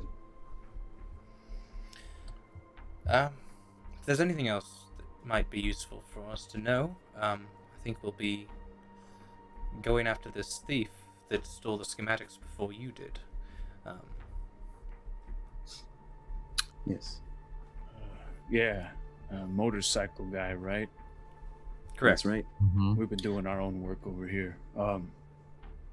Yeah, you find him, give him a swift kick for me. Now, tell your friends, we're more about territory control. We're not about violence. If you can clear our names of this, I would actually be grateful to you. We can see what we can do. But one way or the other, we're coming after that church tonight, so you may or may not want to be there, depending on what you decide. Now, boys, time to party! And he gets behind the couch and he cracks a bunch of 40s and starts handing them out to everybody. They've pretty much forgotten the seriousness of the moment, and they're just like, woo, just feeling it. All right. Morty's like, can I party? Is that okay? I think you earned it. Yeah. He gives Flicker some knuckles and then runs off and blah, blah, blah. Wait, toss me one. Shoot. I am good catcher is one of my tags too, ironically. So. But I'll catch it. Nice. One for the road. That's right. Shall we? Yes. Let's go. All right. Wait, what time of the day is it now? It is. You've burned a lot of the afternoon. I think you guys were starting around noon-ish Yeah. at work, and so it's probably about 4 p.m. or so by now. It's Okay. off, and you've been darting across the city. Well, we now can talk to Christina before the church goes up in flames. or, That's true. or we go to the industrial area and see if we can rendezvous with the man with the schematics. I know we know where this church is, right? We know of this place, and Yeah, you and- passed it on your way there. And Okay. you've heard of it, you know its name. It's St. Teresa's. It's, the congregation recently has been growing. You've seen articles of her. She's restoring the faith, doing good things, boop, boop, boop. So she's the leader of this congregation. And Okay. she's been trying to rebuild the church and return it to its sort of former glory. But other than that, you didn't really necessarily follow it. You just kind of oh, that's a cute little snippet on TV. It's one of those 4-minute interviews or something where they just talk briefly and move on to the next thing. Okay. Well, should we stop by the church and see what we can find, and then on the way to see that our friend in the industrial area? I think it would be fruitful. Yes. Sure. Let's do that. Cool. I take a swig out of the 40 and get in the van. To the church. To the church. Hooray. On time. Going to the chapel. And... Right. So how are you going to approach entering the church? Let me describe it for a second. So it's Front it's very dramatic looking in general. It's situated at the edge of Cross End, where it meets with an airfield. Beyond it, there's a little tract of empty land covered with wilting brown grass.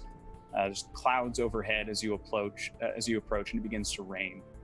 A single column of light breaks through the clouds and illuminates the church at times. Right. So I will add a status of wet ground. Okay. And I'll put that at 2 because it starts to really come down around the area. That goes on all of us, right? Yeah, so it's a status on the environment. So depending on what you're trying to do, so like say you're trying to scrabble up the side of a building, that would be harder now because it's wet. Right. So you can also see that the church is built with 3 major areas. You can see the structure of the main hall. Outside the main hall, there are piles of collapsed areas called the ruins.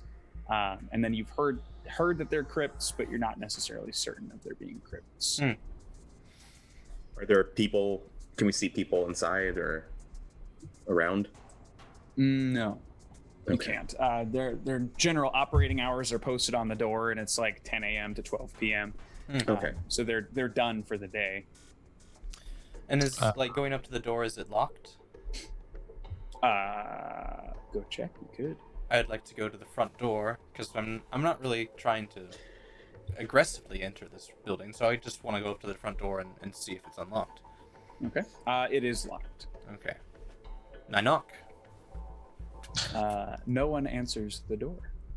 It echoes pretty well in the space, but it doesn't. No, you hear no footsteps coming. Maybe we can enter through the ruins. Are the ruins in part of the same building, or? Yeah, they're part of the same building. They're outside around the main hall, so they're more accessible. But would they be connected to the building? Could we enter through the ruins? I thought- I Like see a what back you're door. Are they separate buildings? Yeah, they're technically separate buildings. Okay. Got it. I'd like to put my hand on the door and see if I can sense anything inside. I have power tag flashes of other parts of the city, so I can see. I'm trying to expand my vision into see if I can glimpse inside for a moment, as well as perfect spatial awareness to see it, and then I'll take the weakness tag, disturbing flashes of becoming horror, just in case it rolled poorly.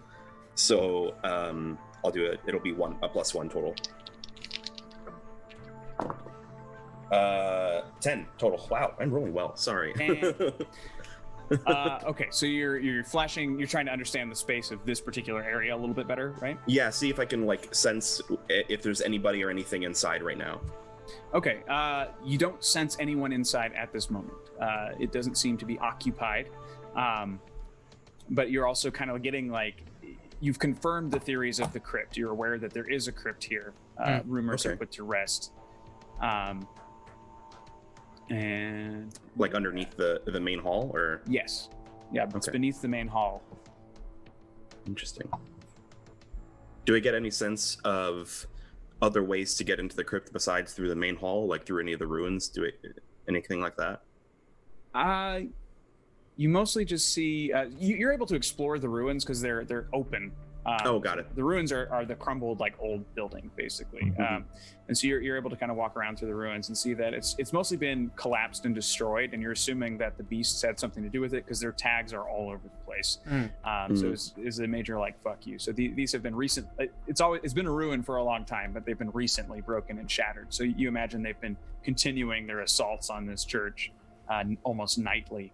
Got it. The main building seems to be primarily untouched. Okay. Well, nobody seems to be inside, but there's definitely something underneath the ground here. I don't know how we can get to it, but I know it's there. Can I walk around the building to see if I can find like a alternate door or like an open window or anything? Get in. Sure. Investigate. Do a sneak around Sneak around. or investigate. I think either is fine for that. I'll do an investigate. Does not breathe. Tracking device. I don't think any of my tags apply here. 8. 8. Okay, so you'll find something with a bit of a disadvantage. So you, again, this building is very old, but you as sort of a relic in itself, you find like one of those fake stone hide keys, but the bottom has been busted out. So there is a key in there, but it's been exposed to the elements, and it may or may not fit exactly right into the store. But you assume maybe with enough force or enough of a push, you might be able to get this door to open using said key. Okay, so I kind of find the key and I show it to everybody, and I look at them and can anybody do anything with this? We could try it on the door. All right, I'll try it then. I put it in the door, and I try to open. Again, nothing of my tags would apply. So I would roll for I don't know what. Change the game? Sure. Okay. And I got a 6. Nope. The key breaks the second you get it in the door, and you can't get it back out. So you'll be leaving evidence of your attempted infiltration of this church behind, should you choose to leave now. Well, great.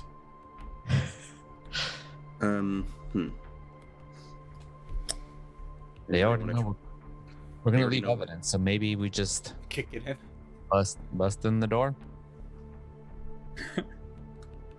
Yeah. Well, Who looks the strongest out of all of us? I'm. I think Declan's the buffer. Declan's the. Yeah, I mean, I can definitely shoot the lockout. There you go. Okay, Cool. do that. All right. I'll roll, adding my good shot and gunslinging stunts to that. Is it hit with all you got? Oh, I should have used my juice. Mm, You have juice, people. we do. Mine's peach.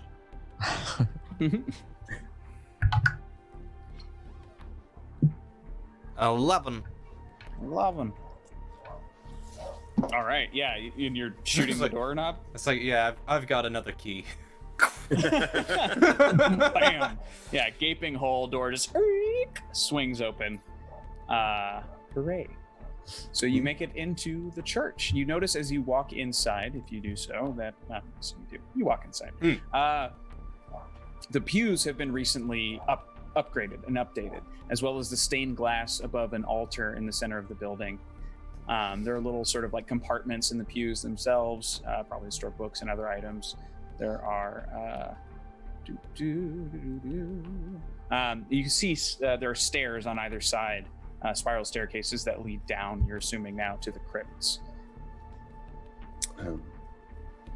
I say we just head down. Might as well, right? Before it gets too dark. Yes, I have a feeling that's where lots of the ancient things are going to be important for us. Yes. True. Can I lead the way using my quietly, stealthily going down that way? Mhm. Okay, I'm gonna roll sneak around. I'm gonna use stealth and alert. Make sure that everything's cool. Nothing. 12 total. 12 total, yeah. You sneak the shit down there. Okay, and I'm slowly kind of bringing everybody down with me. Okay. Following Alright. behind you. So you manage to see, you go down there and you see ancient, oh God, no, where is it? Ancient gods, no! Ah! Woo, game over. The end. One moment, I lost my page. Where'd it go? There we are. So beneath the main hall, through these staircases, it's a spacious, dank, and dark basement. In the center of this basement, there's a huge and old fresco painted on the wall depicting a green stag head in a circle, studded with many sigils of protection that you can recognize. And that's about all that is here. A green stag head. Mm-hmm. Well, if anything is a symbol of the green one, I guess that would be it.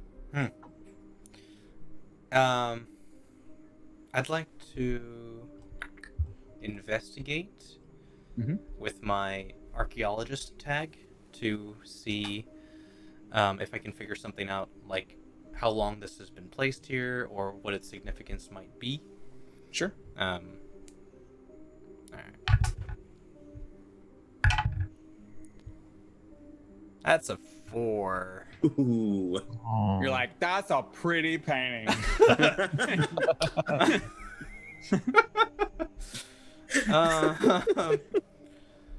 Gosh, what could I use my juice for?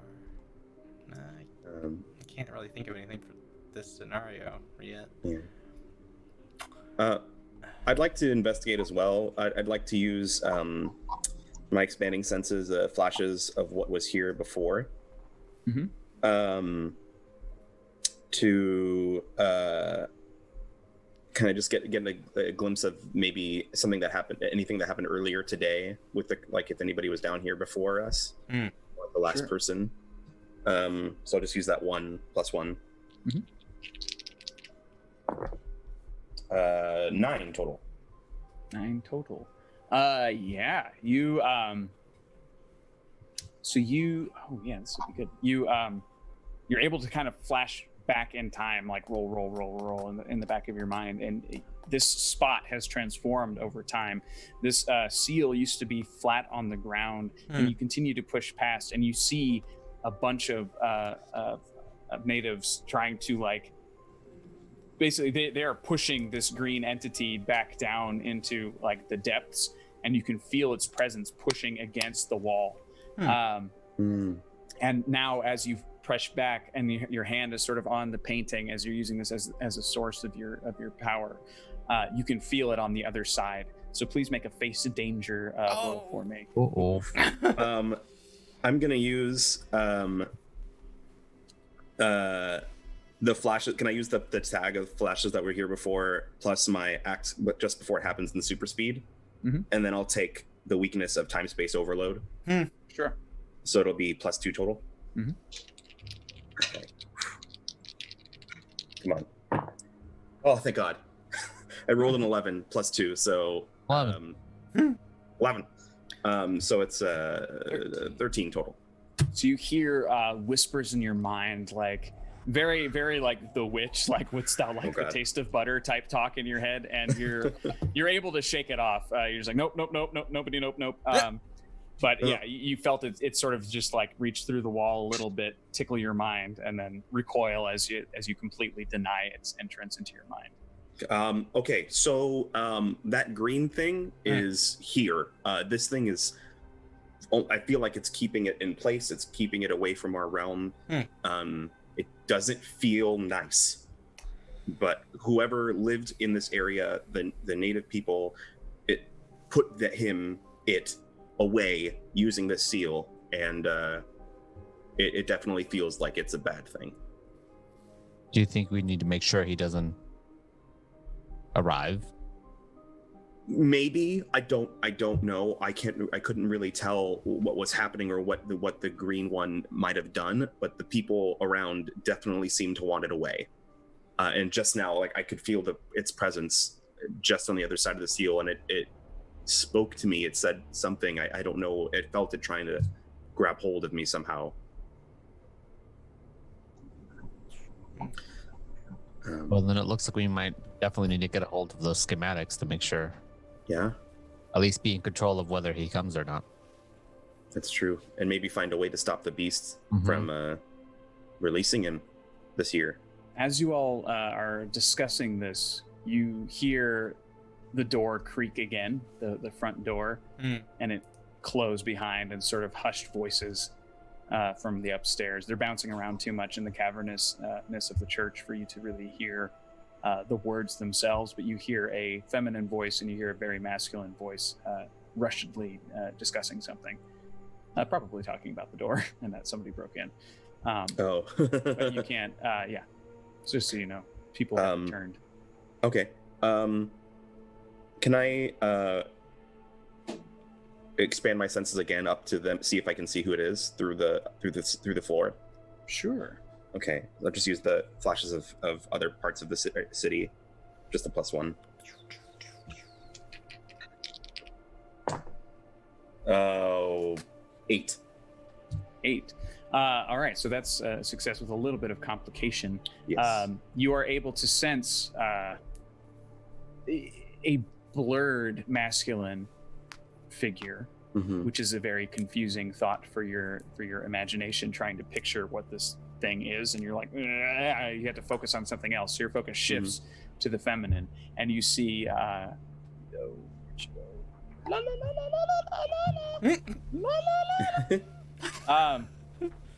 You sense you see her briefly in your mind. She's cropped platinum blonde hair, fair skin, flush cheeks, piercing blue eyes. She's got a combat boots on, jeans and a tank top and a biker jacket. And that's all you can see at this point. But she is talking to the sort of blurred masculine figure, but you sense that she in turn senses you. And she, right before you lose sight of her, she signals for him to go and do something. And then you're now back in the basement with your friends. Okay. There's a girl and a blurry masculine person, and I feel like it's the guy that was in the security film, because Gary talked about how he couldn't focus on him and couldn't remember him. I feel like we should hide and get ready, because I think they're coming down. Perfect. Sounds good. Is it a very open space down here, or is it Yeah, it's wide. There's just not much here. There's just the 2 staircases that lead up into the main hall and then down here, and this is mostly an empty space. Like it is a crypt, like there are dead bodies and stuff down here, but they're all sealed up and entombed. They haven't been disturbed. Did Flicker see which staircase he was going to go down? No. Damn. You just saw that he made a move forward, like down the center of the aisle of the pews.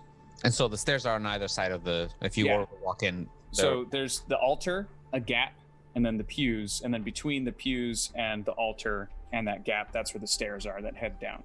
Okay. Are the staircases on either side of the crypt, or are they like both on one side? They're both on either side of the crypt. Yeah. Okay, great. And the wall with the old god is basically beneath the altar of the church. Got it. So if we were to find out which ones they're, if they come down, which ones they're coming, is it possible to sneak up the other ones? Are they like set up that way where we could do that? You can try it, yeah. Okay.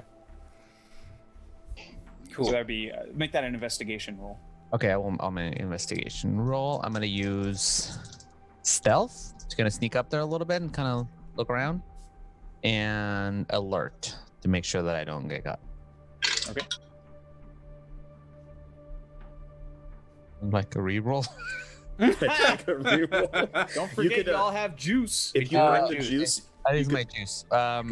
you could burn one of the tags to get a roll of 10. Oh. A relevant tag. Right. A relevant tag. Yeah. God. Oh, I'm gonna. Wait, do I have to do that before I do my roll, or can I do it afterwards? Well, because this is a game-breaking mechanic that has been donated for, I'm gonna let you do it whenever you want. The juice. Yeah. So Okay, I'm gonna use my spend your juice. whenever you like. So I have to create a situation in which my juice would make sense, or do I Yes. just say I Yeah. did well?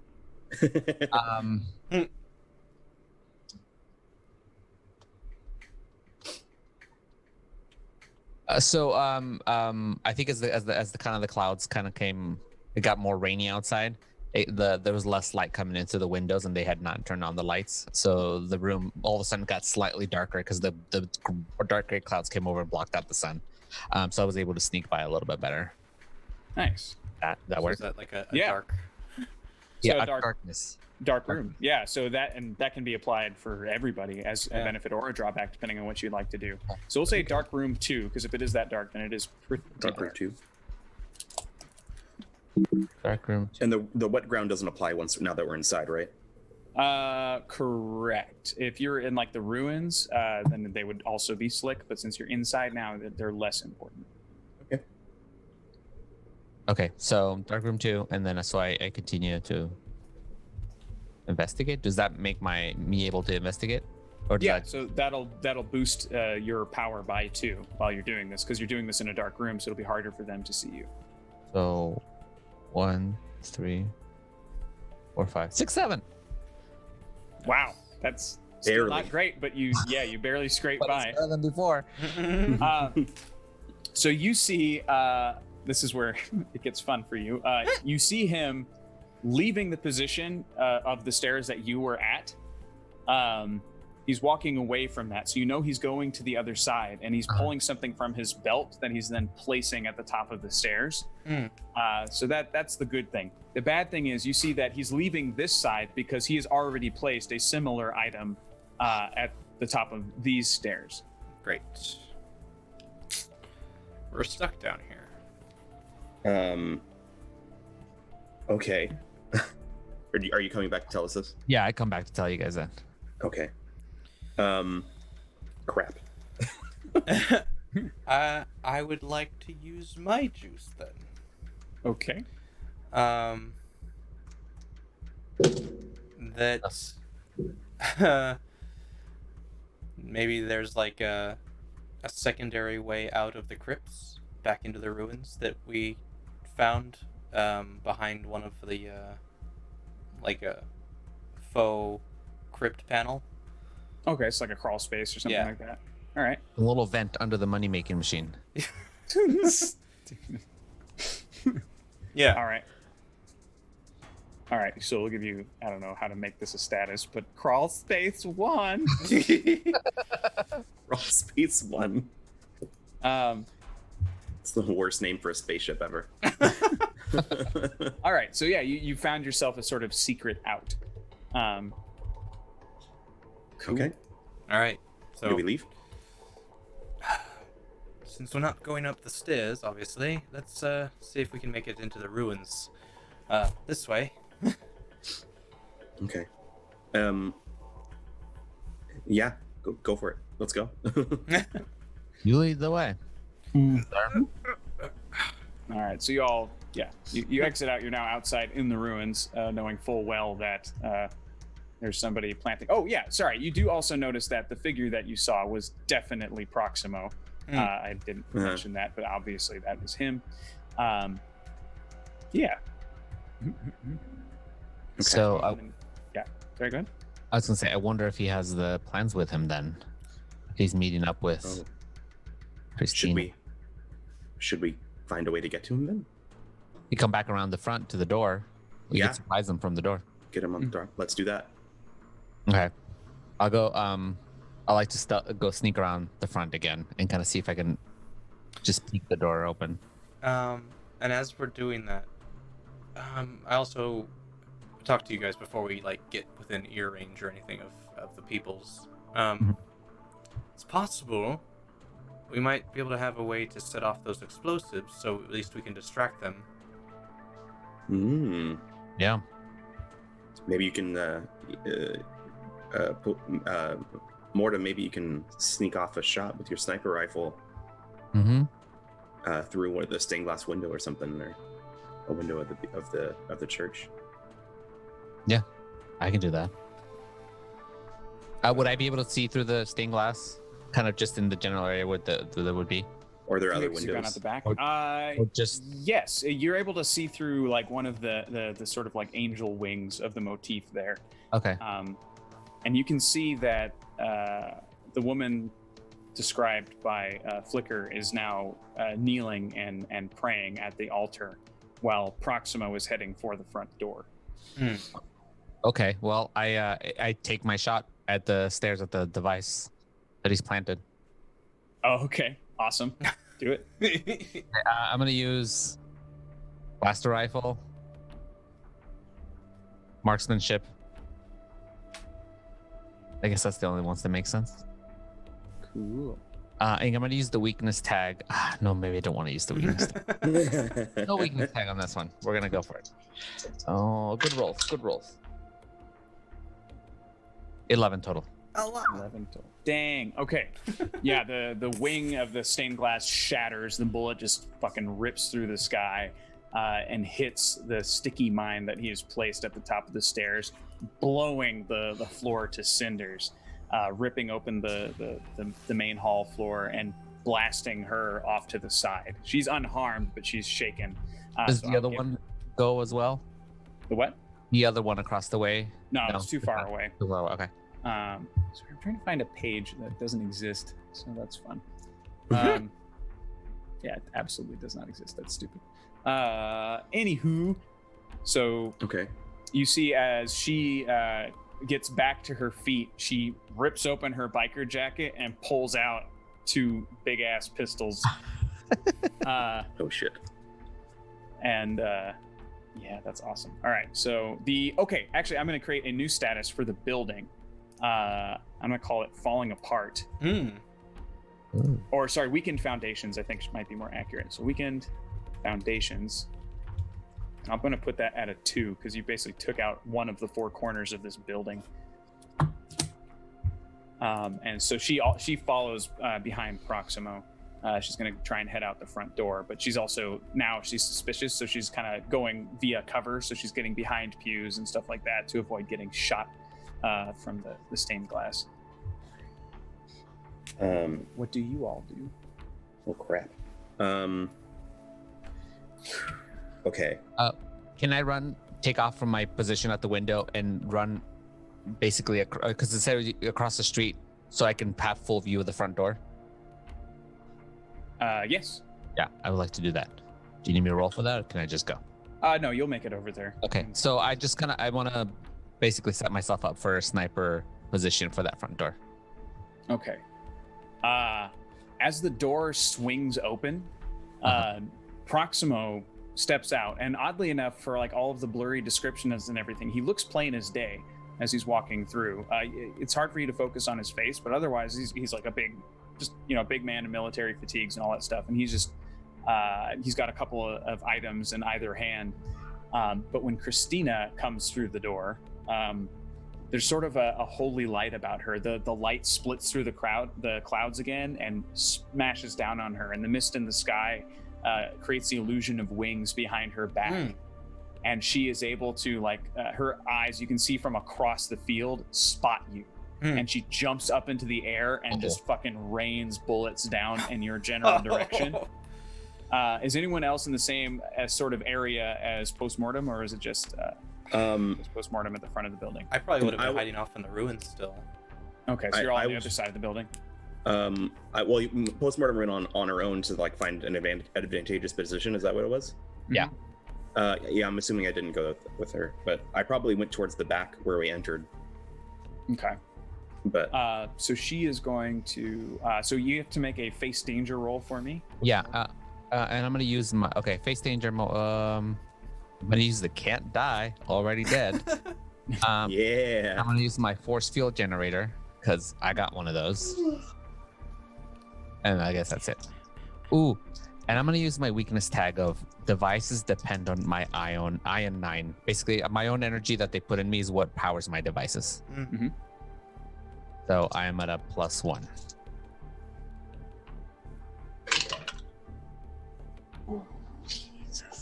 Oh no. 7. Barely. Barely. So you will take. It's an interesting tag for you. It's mortally wounded 5, but knocked down to 4 because it was still a mild success. So yeah, you're getting whacked pretty hard. So it's just like boom, and it sears through you. And you've been shot many times in your line of work, and this is the first time that it's burned like this. There's like you're assuming it's a sort of holy power within, like each bullet is blessed or something like that. And she's like, "Can't you understand? I'm trying to save the world." And she comes back slowly to the ground. I'm gonna run up. I'm assuming I heard all the gunshots and everything. I'm gonna use my super speed. I'm just gonna run up, and I want to I want to try to yell and be like, wait, we want information. We want to know what's going on. We don't want to hurt anybody. Roll a convince. Cool. Mm-hmm. I'm gonna use. I don't really have much.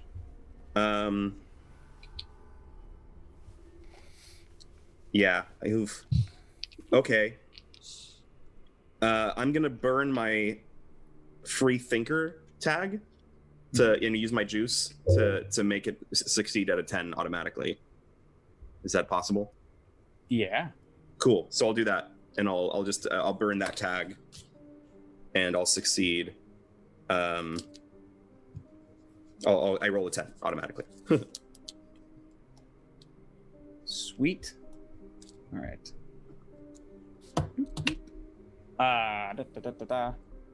Sorry, and that was too. Oh, yeah. So she.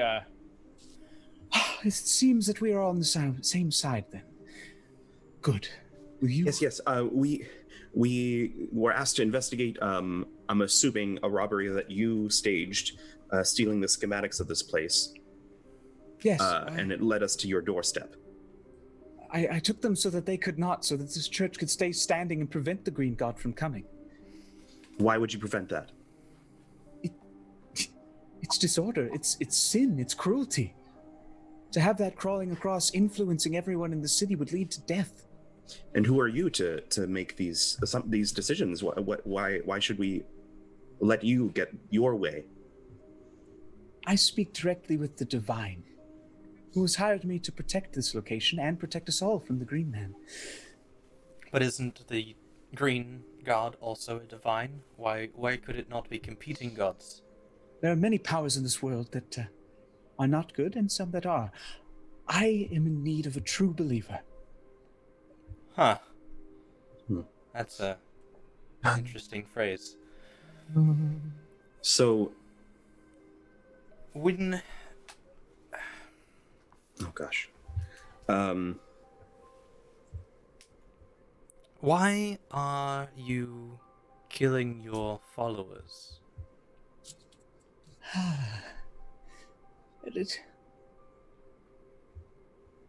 I tend to think that I work in mysterious ways sometimes, but but I understand.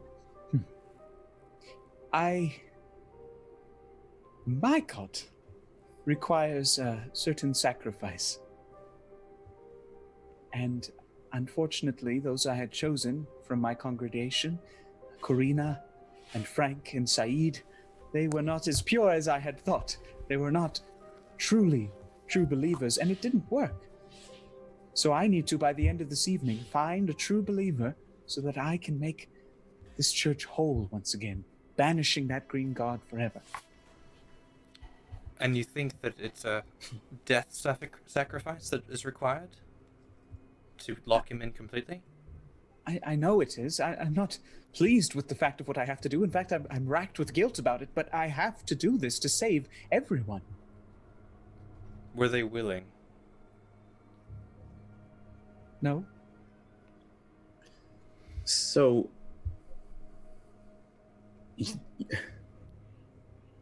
crap, what was I going to say?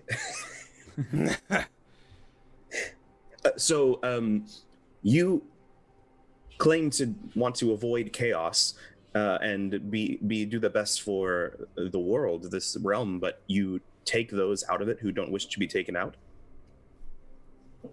If I were to put it in a phrase like I was making a holy omelet,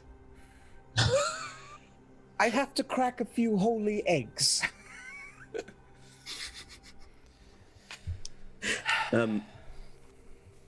Yeah. Okay. Is it... Are you sure it has to be someone from your flock? Why not you? It must be a true believer in our particular denomination. But are you something not? tells me that you think similarly to us. I can sense it in you. You're not wrong.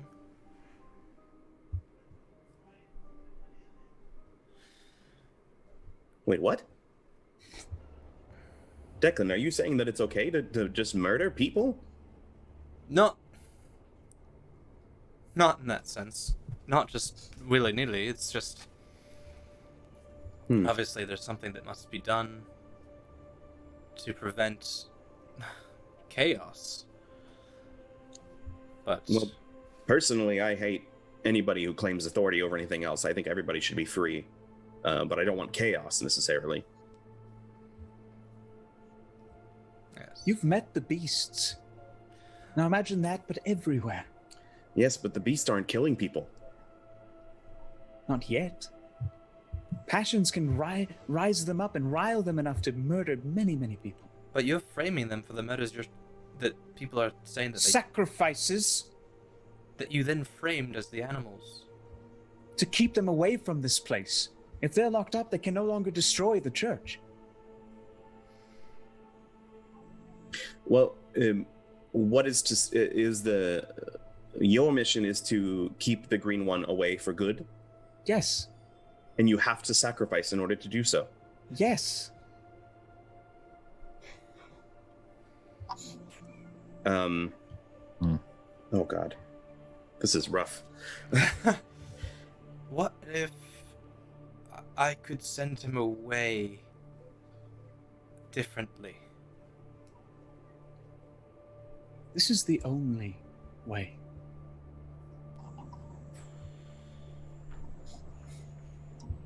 I would like to...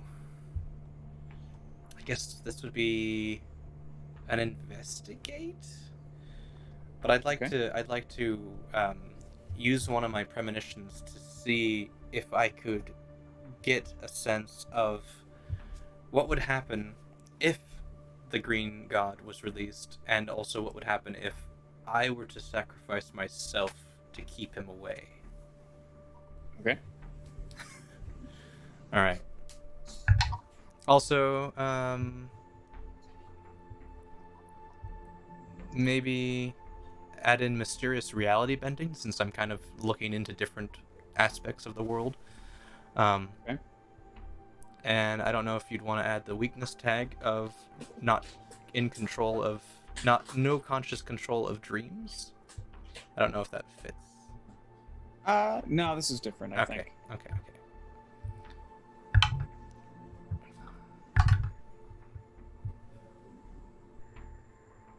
11. 11.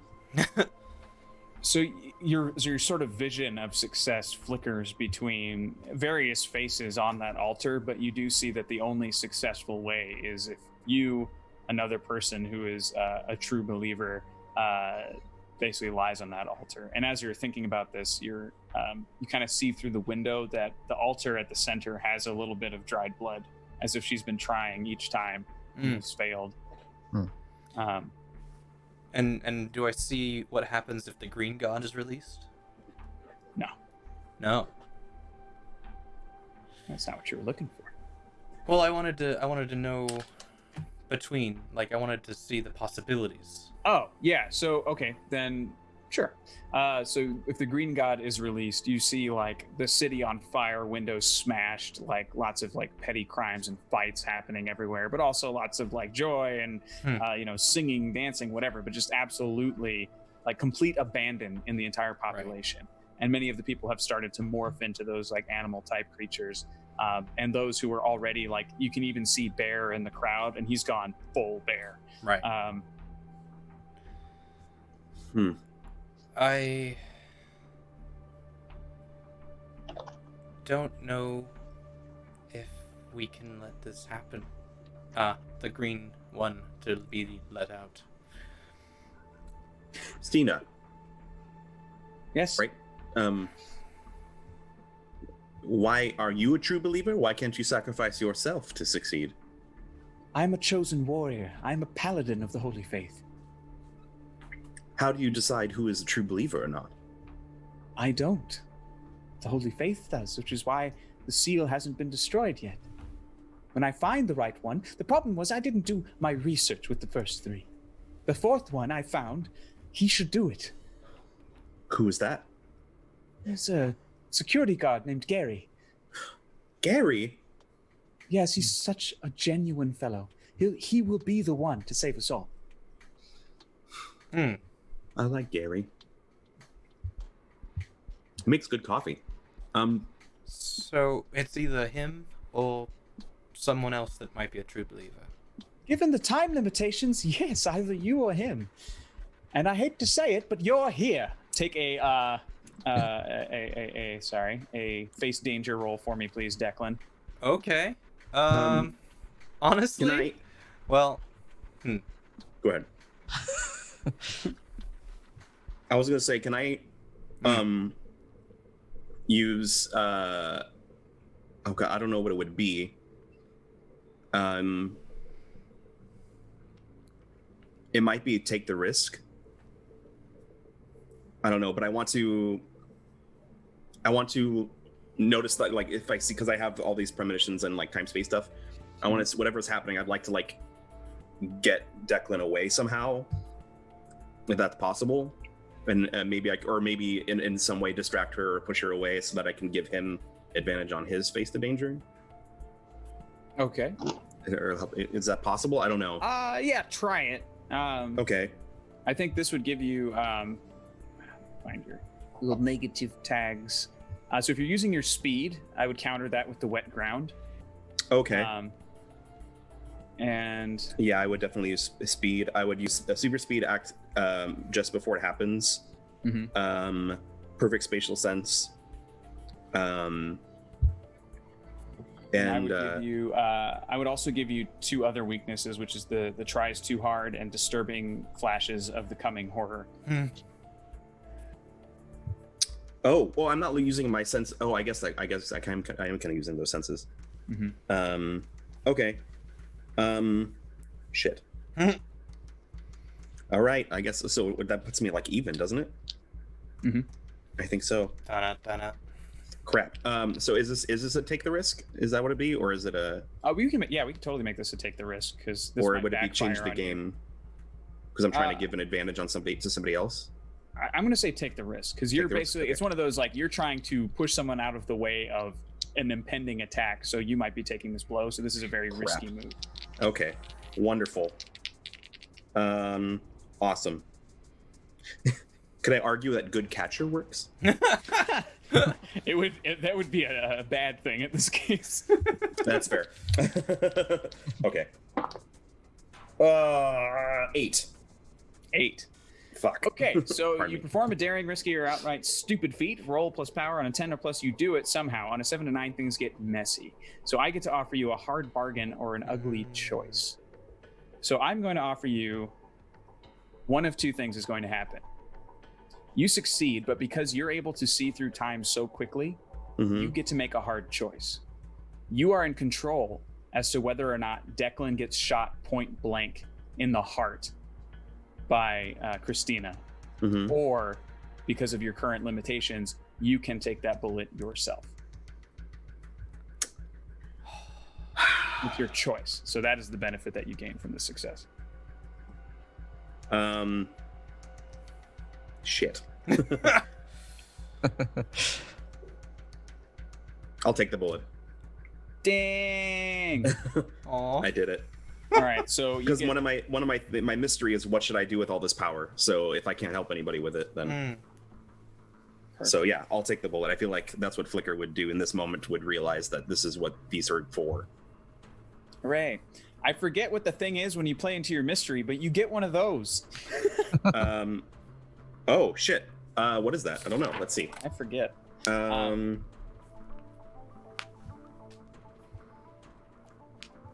Finally, some answers. I think. Deep understanding. Mark attention on the theme to the mystery. Oh, So that gives me 3. Dang, so you get to unlock a new power. I'm gonna unlock short range teleportation. Ah, dope. Game's so good. Never mind, because I have to actually take the bullet in order to get it. So never mind. Yeah, so you're gonna take mortally wounded 5. Shit. If it makes it to 6, you will die. Okay. Could I?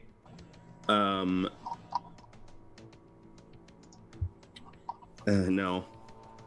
Could I? Would it be possible to? What is it?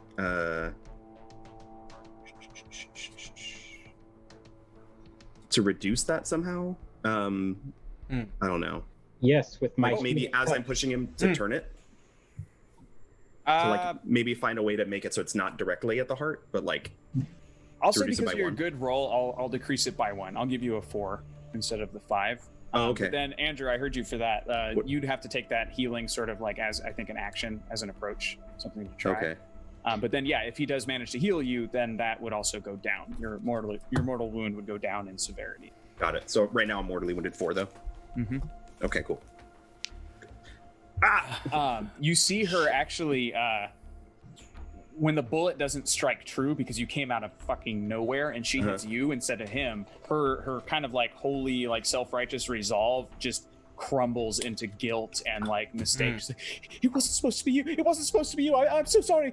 And she takes a status of guilt too, which Nice. if you see what I'm seeing, is actually important to her character. Interesting. Because enemies often have what are called spectrums, and if they make it to the end of those spectrums, then they're basically incapacitated. Like they can no longer move forward. Either they're physically stopped or emotionally stopped or something like that. So her spectrum is now being touched upon. Because she felt like she's convinced that she was doing everything else for the right reasons, and now she's just harmed and innocent. And so she feels like shit. Stop this. It's not worth it. Why, if you're going to kill someone, let them be willing.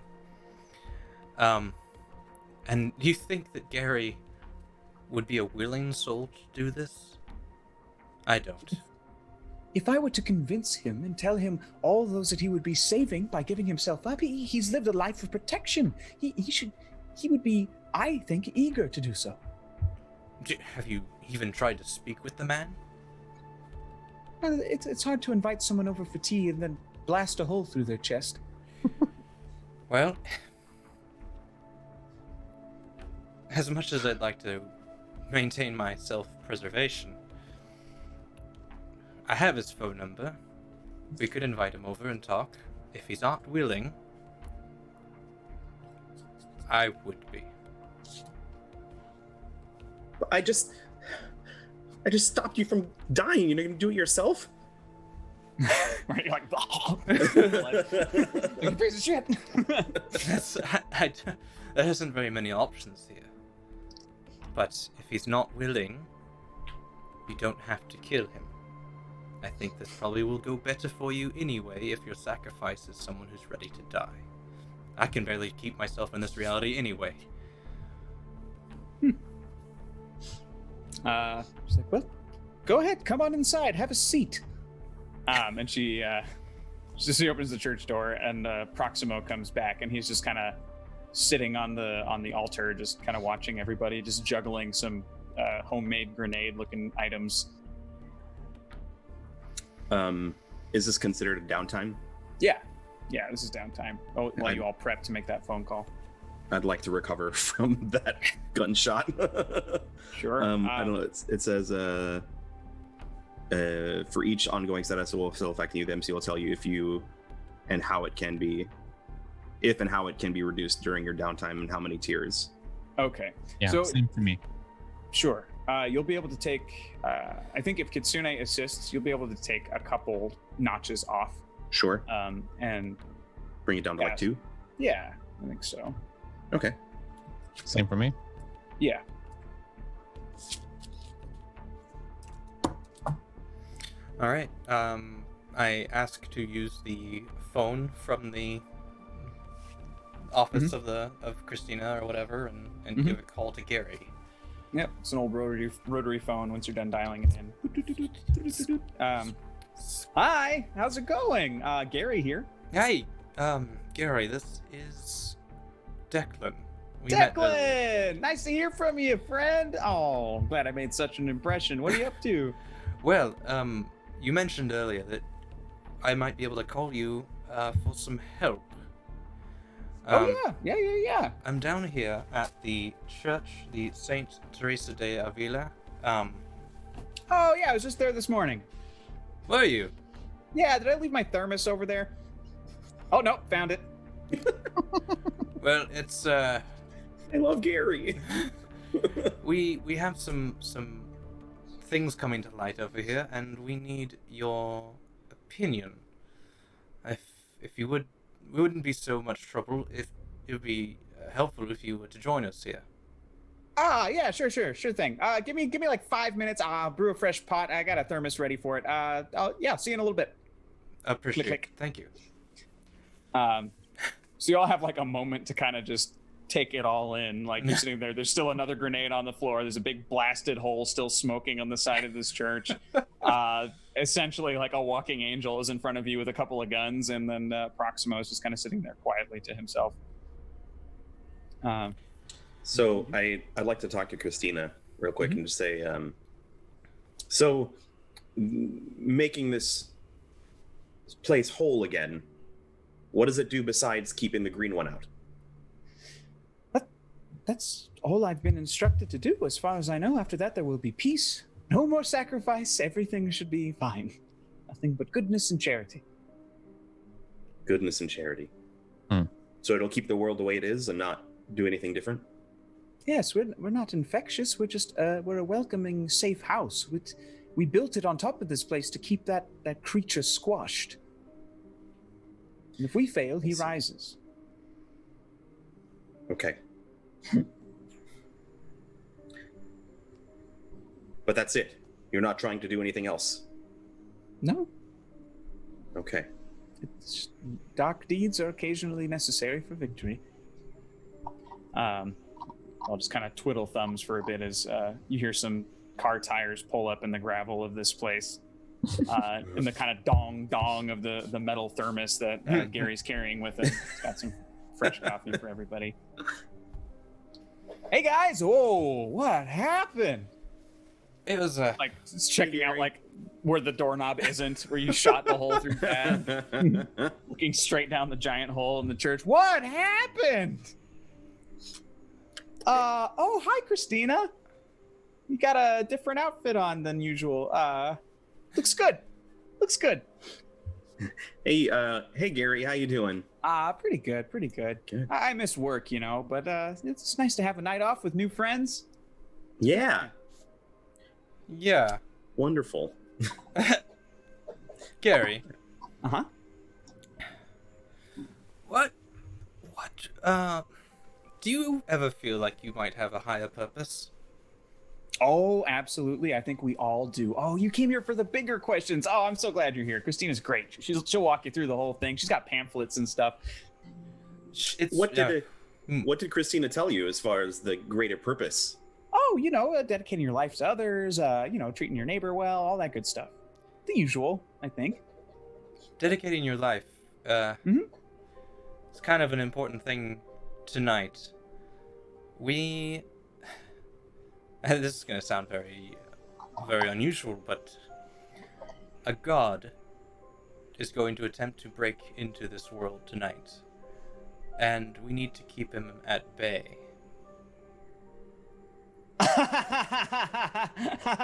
What? I come with me for a second, and I bring him back down to the cellars, and show him the fresco. Roll a convince for me, please. Okay. That's a hell of a painting. I'm going. Heck! So I'm convincing him. I'm going to use my power tags of rugged and authoritative. Okay.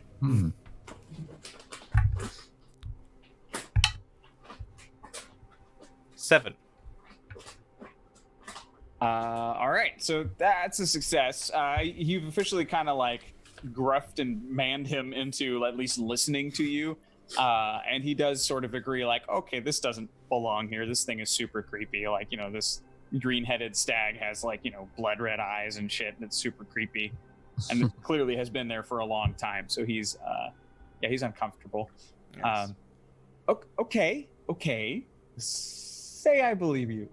Right. How can I help? I mean, I'm a good shot, like I said, but I mean, this is a painting, so. Well, Christina might have a little bit more information for you than I do. It's just, this is something if you're willing to do. It's not something that you have to do. It's a question. Okay. To keep this from rising, it requires someone to take their own life to prevent it from happening. What? I I think I'm not really allowed to take my own. That's a no-no. Sorry, no, I misspoke on that. You must give your life for the cause. Well, what do you think I should do? That's not for me to answer. That is it's such a selfless thing if this was to cause such utter destruction across the world. To save mankind by giving your life, it's only really something you can decide whether it's worth it for yourself or not. Huh. He starts walking upstairs. Right. Following. He takes out his thermos and he pours himself a cup of coffee. He walks up and stands up on the altar area and just kind of sniffs it, takes a little sip. So, how does this work? And Christina she pulls out her gun and levels it. You won't really feel it for long?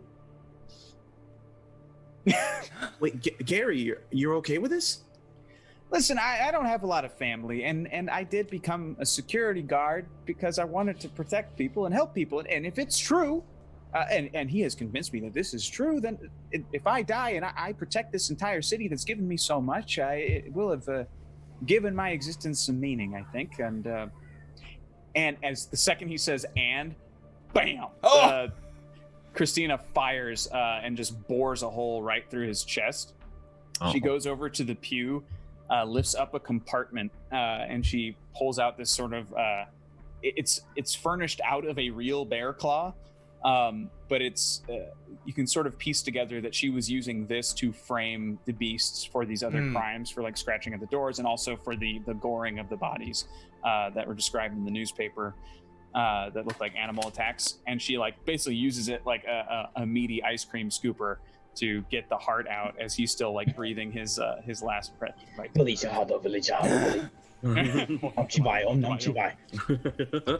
And she rips the heart out and steps over and places it on the altar. As the blood drips over the sides, the light cuts through the clouds once again and blasts through the stained glass, the colors of which illuminate the entire church. And you feel this sort of warm glow rush across the entire building. You feel the foundations again begin to shake, but only in the basement level. And you can hear like cracking and stone crumbling as if the wall itself is crumbling away, breaking whatever connection this creature had with the other side. And then all is quiet. Is it done? Did it work? Yes, this is the first time anything like that has happened. I think you've done it. I've done it. She looks down at the gun and just kind of crumples and starts to weep. So it's done. So what? You go surprisingly away? quick. What did you say, Mortem? I said that was surprisingly quick. Oh, And rather easy. Well, this church is still going to get raised by a few beasts if we don't tell them that there's no connection anymore. But I feel like that would only make them angrier. well, we lose a church. Oh well. Maybe we should get out of here before they come. I would get out of here. Not a bad idea. Christina? She's just crying. She's just crying to herself. Like everything she's had to do is just kind of hit her and caught up with her. Now that it's done, she has to rationalize. Like she stopped rationalizing and started just actually thinking about it. Right. So she's unresponsive. Christina, I mean, good. you did murder 4 people. One of them willingly, of course, but perhaps it's now time for you to turn yourself in and turn yourself in and right the wrongs that you've done already. Proximo stands and attempts to get between the two of you, and she just sort of holds out her hand, and she just nods and starts walking with you. And she like reaches into her jacket. Oh, she finds her jacket because she took it off, pulls out an envelope, and she hands it over to Proximo. And it's the oddest thing. She doesn't hand it directly to Proximo. She hands it through Proximo to a sort of blurred vision man-shaped behind it, and that figure takes the envelope and tucks it away into its blurriness, and he walks off. But she goes away with you. Okay. Huh. Yeah, I mean, I'd feel like we'd probably take her to the police office and kind of clear the beast of the wrongdoings of killing people. Yeah, she confesses to everything and in great detail, so they think she's absolutely batshit and going for like a psychotic defense, Right. legally speaking. But they're just like, that's not going to fly. You killed 4 people. Like, you're going down. But yeah, she places herself at the scene of the crime. She knows this stuff, and we're definitely at the wrap up phase of this story. So at this point, you guys can kind of collect whatever details you can, and whatever final moves you'd like to make or final decisions. I'd like to see if I can get a glimpse back at that office building with the beast and see if they can sense what had happened, if they're riled up or if they're kind of calmed down. You go over there, and they're still arranged as they were in party mode, but the exception being that their connection to the Green God has been cut off. So when you see Bear, he's just a big fat bald guy. Like his hair isn't there, his snout isn't there, his teeth aren't there. All of this gang of the beasts have been reverted back to their humanoid form, or their human form. They're back to normal. They've completely lost that connection. Okay. Huh. Should we check in with them and let them know that we've cleared their name? They're not responsible for the murders. They did want that, at least. Sure. Yeah. I find Morty as soon as I can. Hey, Morty. Listen, I know things didn't go the way you guys wanted, but we managed to clear your name in all this, at the very least, so you won't be bothered by any of the authorities. I appreciate it. I gotta go. I'll tell Bear. Please. He's having a rough day. He can't really throw us around anymore, so he's got a little bit of. We're gonna keep following him, of course, but we're gonna give him a hard time for a while. Yeah, just let Bear know and the rest of them that while you didn't win necessarily, you didn't lose either. Thank you. I appreciate it. And trust me, I never felt too great about going to destroy a church. Something about that always kind of irked me, but thanks, fellas. You're a good guy, Morty. Thanks. Goes back and pops another. Sweet. Hooray. Anything else, or shall we wrap up? Can't think of anything else to do. Cool. Yeah. So that was pretty much it. I think we skipped around a couple of like locations and a couple of specific events and stuff like that, but that's bound to happen in any RPG. So you guys got to the church faster than I. Yeah, we did. We went right there. But that's good, and I think you guys found smart ways to go around things that otherwise would have severely injured you. Nice. So it was pretty fun. And yeah. That was fun. Sweet. That's a good. Yeah. Well done, guys. And there's a lot of stuff that I feel like we didn't necessarily lean too heavily into, like especially like with the mythos and the logos and all this stuff, because there are specific types of roles that attach to just having those items.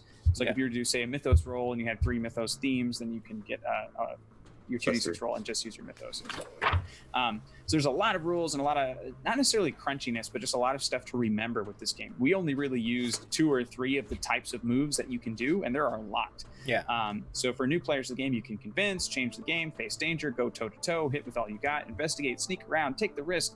Downtime or in montage. So if we wanted to montage really quick and kind of how you guys continue about your day, but I feel like we just did that. And then, yeah. And also, when you want to use your powers to go a little bit further than what your character has described, you can do, what is it called? You can do stop holding back. Where like you'll be like, hey, I want to, so like I can manipulate matter, but maybe I can like manipulate it so that this doesn't exist or something like that. And it's like, well, that's really kind of beyond your power. So we're gonna do this, but you are going to then take a side effect, like you're resisting as like what you are trying to do comes into conflict with your identity, mystery, something like that, you're going to burn it out. It'll leave a mark, so like you now have this status, stuff like that. Cool. Yeah. So there's a lot, and that's what I like. Is like there's a lot, but it's also very subjective, and it's very much like interpretation. So I feel like interpreting the rules the way you like to play the game is one of my favorite things about all RPGs. Like you don't necessarily have to be locked into the system to have a good time. So I think you guys all played your characters really well. I think you guys did a lot of cool, fun stuff, and a lot of those choices are influenced on what's on your card. You're like, oh, that inspires me to think and move this way, which I think is pretty cool. Anywho, I guess we can prep up for a raid. I would love to play City of Mist again. We're hoping to get the full game soon so that we can have an ongoing campaign with original characters, not just the quick start stuff, and we can do something a little more often because I really like the system and I want to master it as an MC. I like to run like a long game, like a few weeks. A season. Yeah, totally. Yeah, that'd be kind of fun. I'd like to understand it better. Yeah, I noticed you got quiet there in the second half. Yep, because a lot of this just goes over my head. I'm like, I don't understand. Yeah. It's a tough one for me. The way to approach any RPG, this is always my advice as a player specifically, is like, if you don't understand the rules, just say what you want to do and we'll break it down for you. So it's just like, all right. I think this one hurt because I don't understand this character storytelling. Okay. And I don't understand these pre-built characters and what the point is. So I think more reading on that would have helped me personally for this one. Sure. Because there's a lot here. Oh yeah. Yes. Because the whole mysteries and identities and cracks and power tags, like it just, again, like you mentioned earlier at the beginning, there's a lot of game-specific lingo that you kind of have to understand before diving into it. Yeah. Yes. Yeah, I feel like once we were able to make our own characters, I think that would help because Yeah. I would understand the character more because I made it versus trying to bounce off of a pre-made character that somebody's already created a whole bunch of the story behind. Yeah, my character was good for like physical stuff, adventure-y, shooting things, but I didn't feel like my character had a lot of. Yeah. I could if I had to pick a different character, I feel like I would have had more to do. Yeah. And like, and that's the great thing about the way that you can create characters in this is like you can pick any kind of thing from mythology or any other like powerful entity and then make a character based on those powers, like how they would touch someone in the real world. Like you could do someone who has the powers of Peter Pan if you wanted to, really. Oh yeah, absolutely. So it's just really, really deep diving if you wanted to go that way. I think that's where it gets challenging for me because just like in D&D, like I understand combat because it's very straightforward and turn-based, but anything outside of that, my brain just goes, I have no idea. Like, it's too open world for me. I'm very linear storytelling and game format, so anything that's like this open is very much a challenge. I would say a great primer system, I said at the top of the stream, but a good primer system to get into a game like this, like City of Mist, would be to start with something like Fate or Fate Accelerated, which is way simpler. It's all spelled out, so you're not creating your bonuses every time you do something, like in this one. Because in this one, you're kind of like grasping at straws, like, oh, I have this, I'll use that. Oh, I don't have that, I'll use that. Boop, boop, boop. With Fate, it's already there. So it's like with something physical, you have a +2. And again, you just roll the 2d, or they're d6, but they're like pluses, minuses, and 2 blanks. So it's like success, fail, whatever, you calculate it and you go. But it's the same sort of like mental gymnastics of doing the crunchy bits without the need to be subjective in how you're getting those numbers. So this is like that extra layer beyond that. So yeah, that's my thought on that. But yeah, I mean, it is complicated. It's a simple system with complicated approaches. And I think it's deceptively complicated because it's like, oh, that makes sense. Like once you're doing it, you're like, oh, okay, it's like I kind of fall into place. But then you're like, but what is it called? What does that mean? Oh God, how does that thing function? There's lots of different types of points in here that you can get beyond juice. I'm just reading the what do you call it? The player moves, and like there's so many things that I just don't understand. For like finding finally some answers, or even on downtime with montage, you know, it says one of them is like work the case, tell everyone at the table how you do it, and gain 3 clues with a method and a source I don't have any idea what that means. Yeah. So I bypass the clues. That's on me. So during investigation, if you succeed, you should be getting clues, and then you exchange those clues for questions that you have about the case. But I didn't feel the need to do that because you're all very clear about what you wanted in your investigations. So I just gave you the information that was relevant to what you were doing. But ideally, it's like you get clue points that you then exchange for information. But if you ask like a question like who did it, you're only going to get a sort of blurry clue as to who did it, because I'm not just going to give you that answer. But if you're like, well, like how did they escape? How did they get out? Like that kind of stuff. Like I can give you more direct answers or something like that because I'm not giving the story away. So again, subjective. The whole game is very kind of. I think that's what makes it hard. Yeah. Is because again, like I mentioned earlier, for me, it's not a very linear format. It's like when I first tried playing, RPGs like Skyrim or something. My brain is just like, I don't really know what to do because I can check every single crate in front of me versus like a very linear or Super Mario, like go this way, jump over that thing, So that's where it gets hard for me. We should do a character creation stream. We should. Oh, yeah. I think that'd be great. And then we can continue to talk about the system and help other people understand it, which would be Yeah. I want to play more of this. Me too. It's a good system. It'd be fun to play again with the fluidity between Mythos and Logos and like changing how deep into it you are. Because a lot of that really only comes into play over multiple sessions, because you probably won't cap those out at any given time. Yeah. Like in just one session, I don't imagine, unless it goes on for super long. So that's pretty cool. Yeah, I also like that, how much your character can change over time, and you can become almost completely disconnected with your mythos, and you're just kind of like regular Joe, like Spider-Man 2, like, oh, where's my fucking powers? Yeah. For the Mythos and Logos, so when you burn one of those cards, would you just have some pre-made, like ready to go, or do you make them up when you burn one? You fill it out. Yeah, so it's like the idea is like you have these cards just kind of in front of you and just kind of write it through. And I would say talk it through with the group and be like, I'm thinking this. Does this work? Does this fit? That kind of stuff. Okay. But it can be on the fly. You can also have it prepared. And you're like, hey, I really like this idea of what I would like that card to be, and just kind of have it on hand. And maybe you can even kind of metagame a little bit to be like, I want to burn this thing so that I can get this thing. Is kind of a way to think as well. Yeah. GWJ says, any familiarity with the Cypher system and Numenera? Sorry, I can't even say that. Numenera? I have no idea. But if you'd like us to look at that as a system, we have a show suggestions thread in our Discord, where we can look at other games that we might want to play. Because part of this time slot is like we're trying to explore more tabletop RPGs beyond just D&D, because we play a lot of D&D, but there's also plenty of great systems out there that we don't get to touch as often, such as this one. So we'd love to check out something else. But cool. I think we're good to raid. Yeah? We're going to raid Grandudius. Grandudius! Woo! Woo! He is the nicest streamer ever in the world, and Val and I were lucky enough to get to meet up with him in London, and he's super, super sweet. Him and his wife. By the way, number What's one in tabletop RPG is a Spanish RPG, so I'm gonna watch that. that? Hey! Very cool. Alrighty. We will You see should do you one of all those. later tonight at 7:30 for some perception check. Mm-hmm. And yeah, so have a good one. I'll see you later. Yay. Bye. See ya. Hi, everybody. Bye.